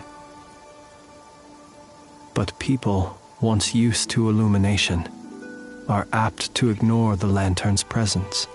Slowly, gradually, he came to think as such himself. I have achieved too little. I must do better. There is more work to be done. Perhaps his end was tragic. But I remain proud of the way in which he illuminated the path for others. Every shadow born of the light shall remember it. Oh, poor guy. I've heard that one too. Is that so? Well, you're right. It may seem that our efforts were in vain, that Rerir achieved his goals, but we will pursue him to the last, even if the outcome is not what we wish for. It is not dissimilar to the role of a graveyard keeper. We do not seek to bring the dead back to life, only to grant them peace. Oh, what are you two talking about? Care to explain? Okay. Either way, the Lantern Fae is not playing the leading role in these final rites. Lightbearer, with your blood you have paved the road to glory and justice.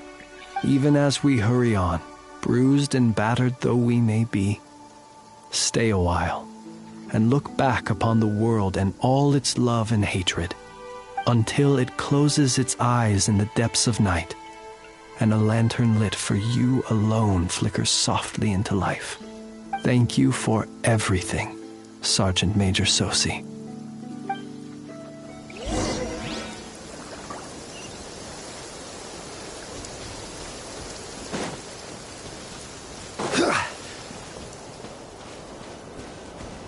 Hey, it's the Wanatar! Should we go after her? Or do you have someone else you'd like to meet?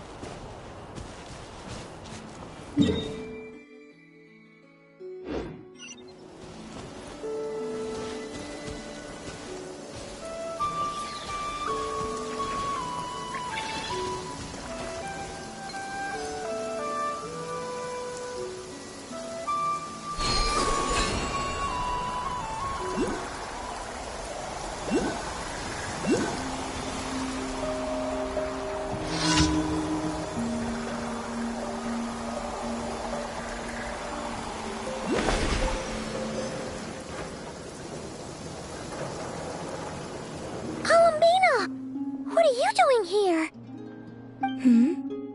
Was it not you who recommended such walkabouts to me?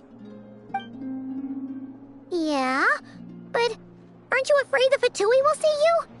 Zandrone seems uninterested in my capture, and the others are unlikely to risk making contact at all. They have more troublesome affairs to deal with.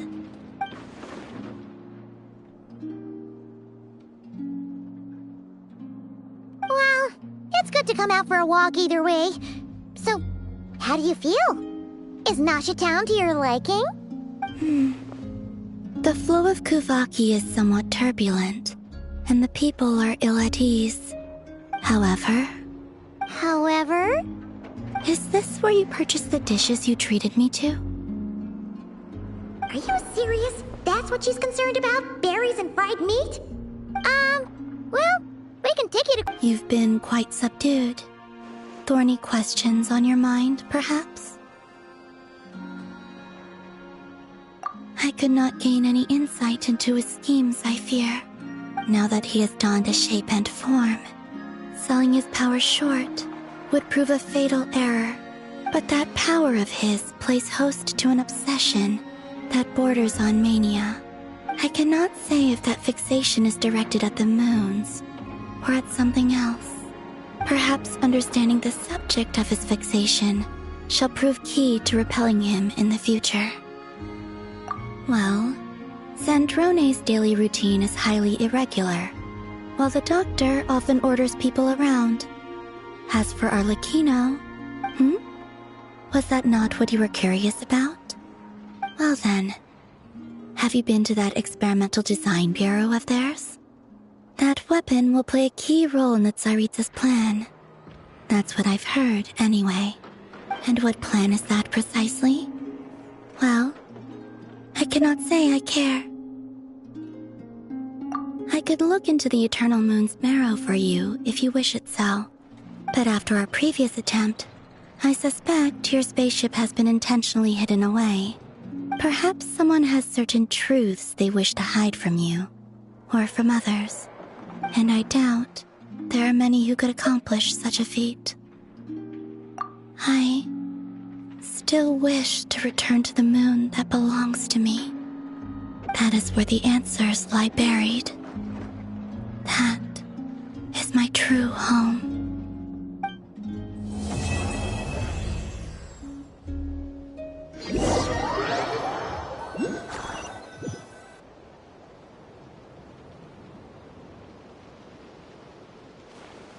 Interesting. You followed me this far. Why not show your face? Haha! Right, right. Right you are. I forgot to introduce myself. The name's Varka, Knight of Boreas, and Grand Master of the Knights of Favonius.